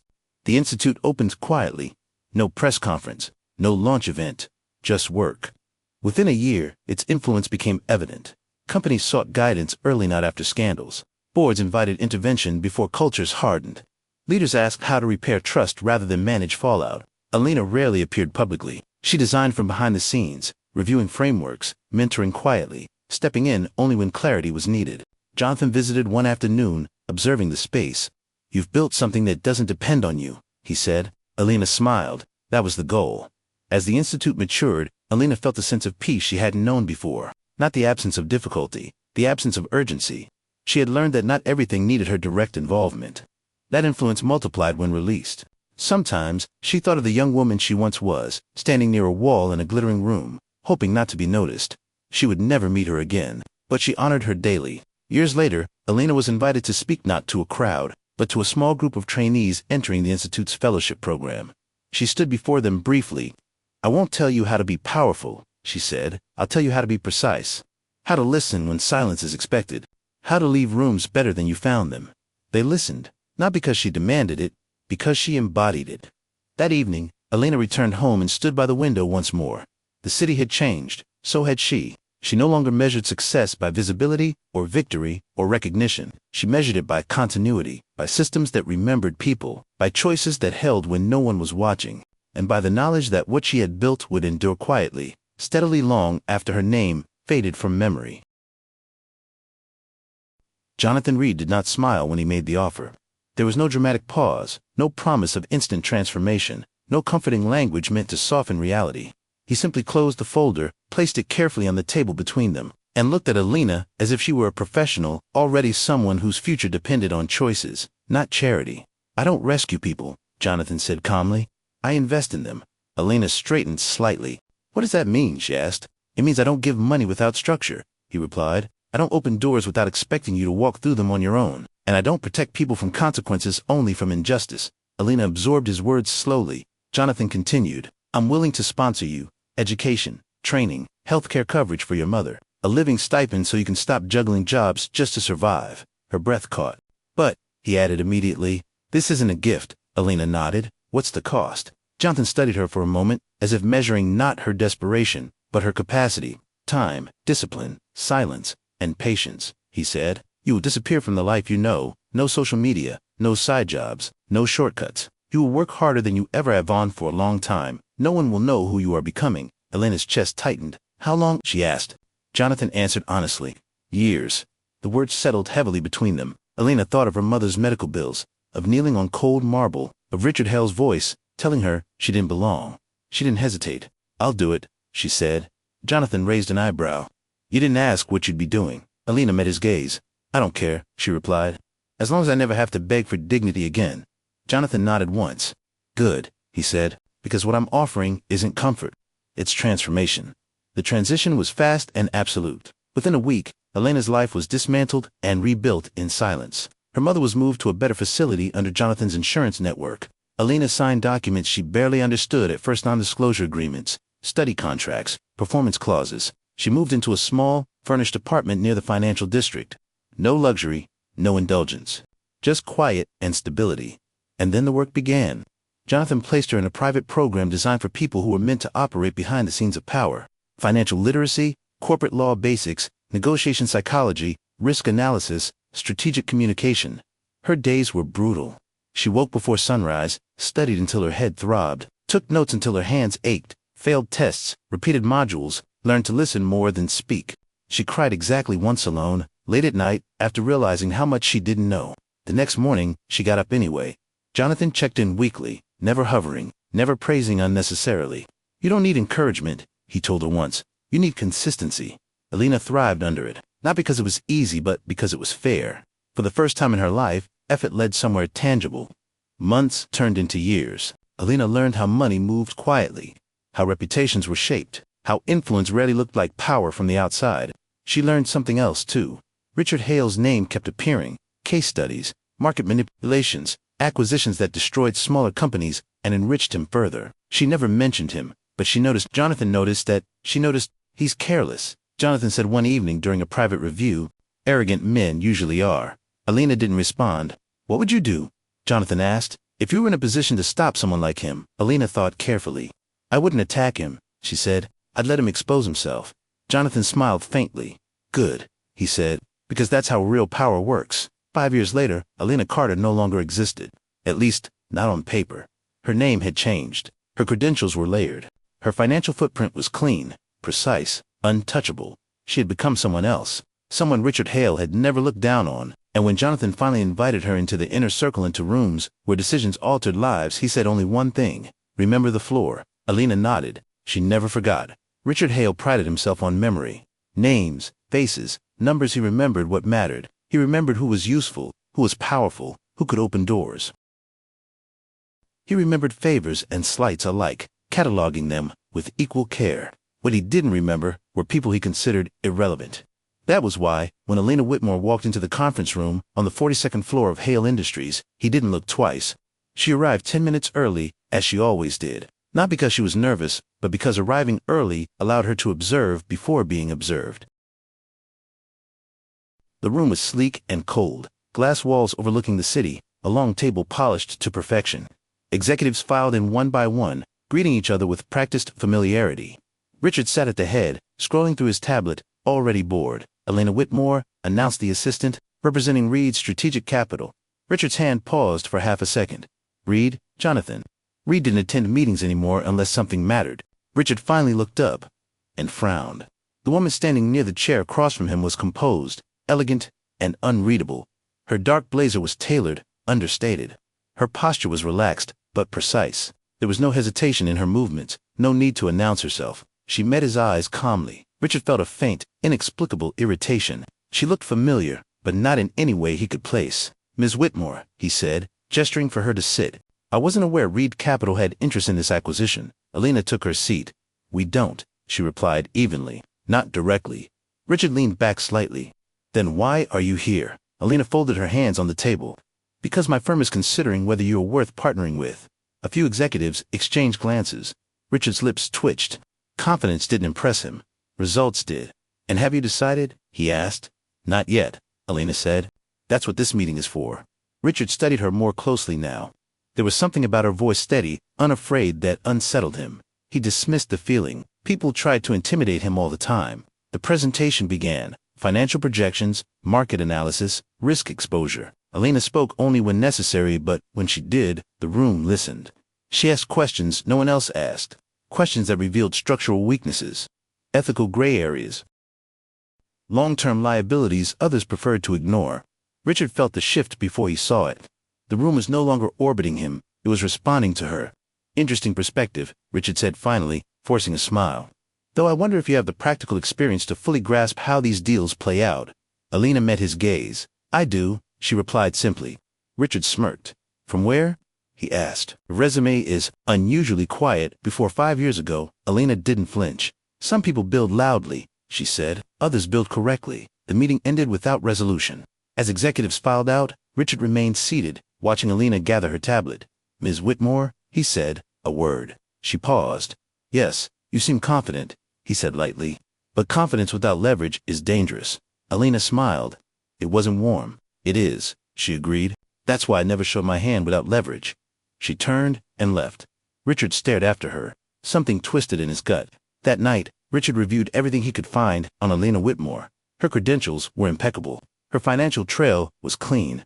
Her associations were powerful. To clean, he didn't like mysteries he couldn't solve. Find out who she really is, he told his head of security. I want everything.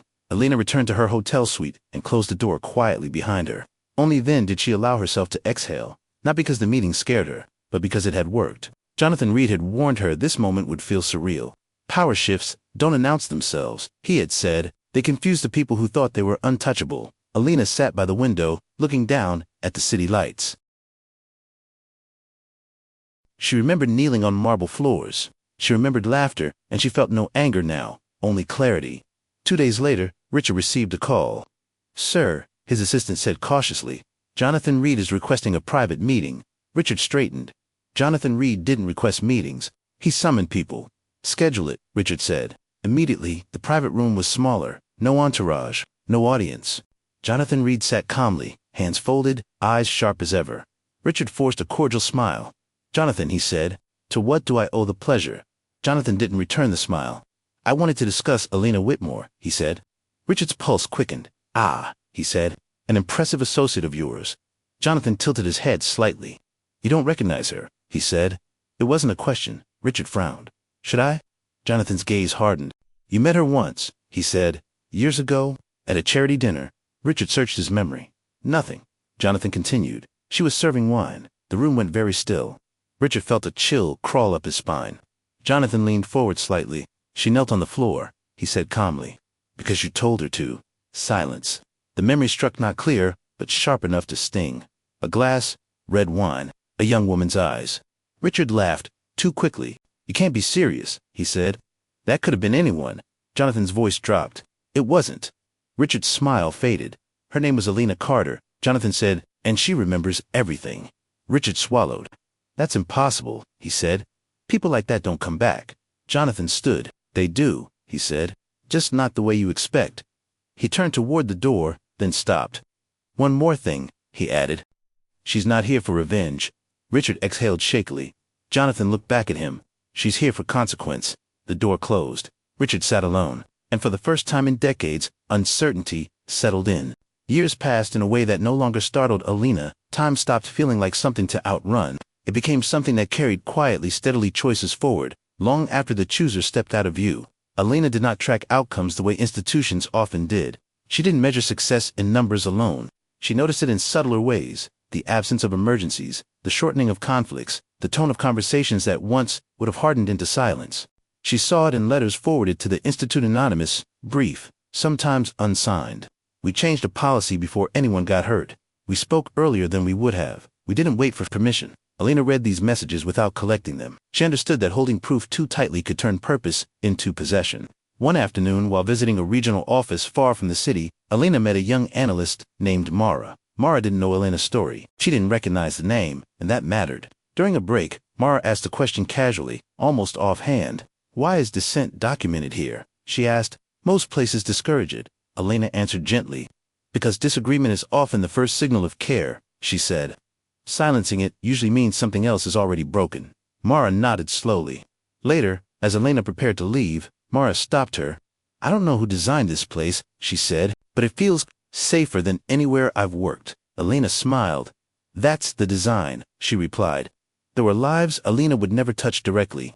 A warehouse supervisor who felt confident reporting unsafe practices. A junior associate who learned that saying no didn't end a career. A manager who paused before making a joke that once would have landed cruelly. Elena never met them. She didn't need to. Occasionally, Elena was asked whether she regretted not being more visible. She always answered the same way. "Visibility is temporary," she said. "Structure lasts." That philosophy guided her next decision. As the institute matured, Elena formally stepped away from daily involvement, not abruptly, not dramatically. She transitioned responsibility to people who had internalized the values, not memorized them. On her final day as active director, there was no speech, just a meeting. She listened, she asked questions, she thanked people individually, and then she left. Life grew quieter again. Elena returned to reading deeply. 2 long walks, 2 conversations without agenda. She still advised selectively, but she no longer shaped every outcome. One evening, she passed a public square, where a group of students were gathered around a speaker addressing workplace dignity and ethical leadership. She paused, listened. The language was familiar but not copied. It had evolved. Elena felt a quiet satisfaction, not pride, but recognition. Ideas, once released, had a life of their own. At home, Elena kept very little. Books, notebooks, photographs that mattered. She didn't keep reminders of power. She kept reminders of process. One photograph rested on a shelf, not framed, just placed carefully, a picture of a much younger Elena and her mother. It no longer hurt to look at it. It grounded her. Late that night, Elena wrote one sentence in her journal. "Dignity doesn't spread by force. It spreads by example and by refusal." She closed the notebook. Some moments never leave not because they hurt, but because they teach. Elena no longer replayed the night of the gala with pain. Time had done what time does best. It stripped the scene of sharp edges and left only its shape. What remained wasn't humiliation, it was orientation. She understood now that the moment hadn't broken her, it had clarified her. For years, she had wondered why that particular incident stayed with her when so many others had faded. She had lived with scarcity, with dismissal, with quiet erasure long before that night. But that moment had been different, because she had stood up, not loudly, not defiantly, simply, completely. And in doing so, she had crossed an invisible line from endurance to agency. Elena once tried to explain this to a small group of fellows during an informal conversation. "People think transformation begins with anger," she said, "but anger burns too fast. Mine began with certainty." Someone asked what she meant. "I became certain," Elena replied, "that I would never cooperate with my own diminishment again." That certainty shaped everything that followed. Not revenge, not ambition, boundaries. Years later, Elena found herself invited to observe a mock ethics review conducted by new trainees. The scenario was hypothetical. A senior executive humiliates a junior employee publicly. The question posed was simple. What should the organization do? The responses varied. Disciplinary action, mediation. Training Elena listened. Then she asked one question. What systems allowed this to happen without interruption? The room shifted. They hadn't considered that, because accountability was often imagined as reaction, not prevention. Elena smiled softly. "That's where real change begins," she said. "Not after harm, before permission." Walking home that evening, Elena reflected on how easily moments were misinterpreted. To an outsider, the gala incident might have looked trivial. A glass spilled, a rude comment, a brief humiliation, nothing dramatic, but Elena knew better. She knew that moments didn't need to be dramatic to be decisive. They needed only to reveal truth. At a quiet dinner weeks later, an old acquaintance, someone who had known Elena before everything, asked her something unexpected. "Do you ever think about who you would have been if that night hadn't happened?" Elena considered the question carefully. "Yes," she said, "and I'm grateful I don't have to meet her." The acquaintance looked surprised. Why? Because she was still waiting for permission. Elena replied, "As Elena aged, memory became less linear. The past didn't sit behind her anymore. It ran parallel, informative, not intrusive. She could enter it without being trapped there. She could leave without rushing.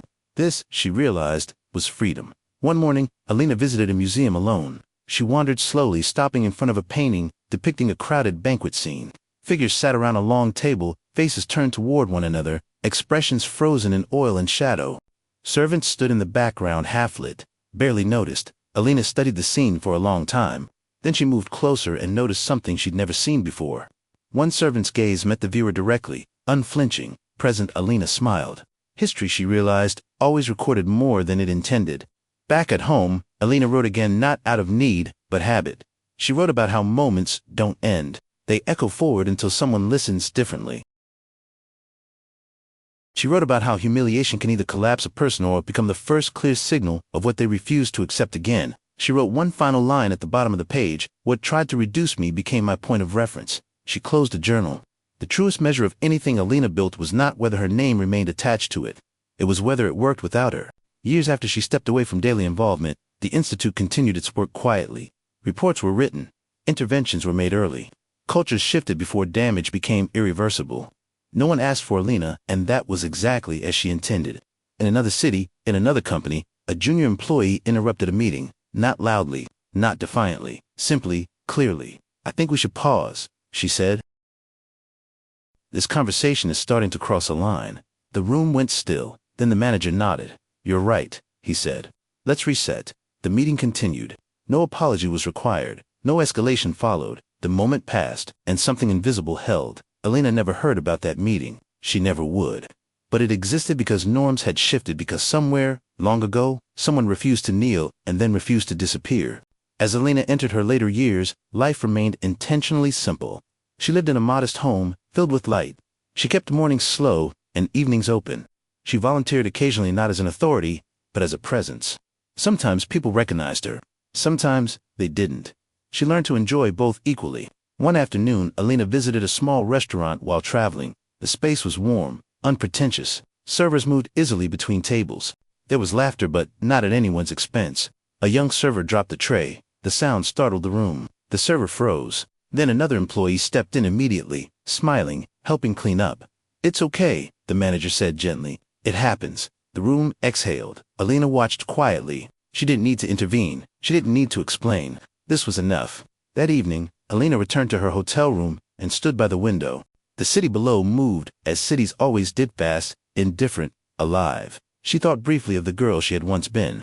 Not with sadness, with gratitude. Because that girl had endured long enough to become someone who could choose differently. Alina sat at a small desk and opened one final notebook. She wrote slowly, not a summary, not advice, just an observation. Dignity doesn't arrive when power apologizes. It arrives when power no longer needs to. She closed the notebook and placed it on the shelf. In the years that followed, Alina's presence in the world softened further. She became harder to categorize, and therefore harder to erase. Her story did not become legend. It became infrastructure.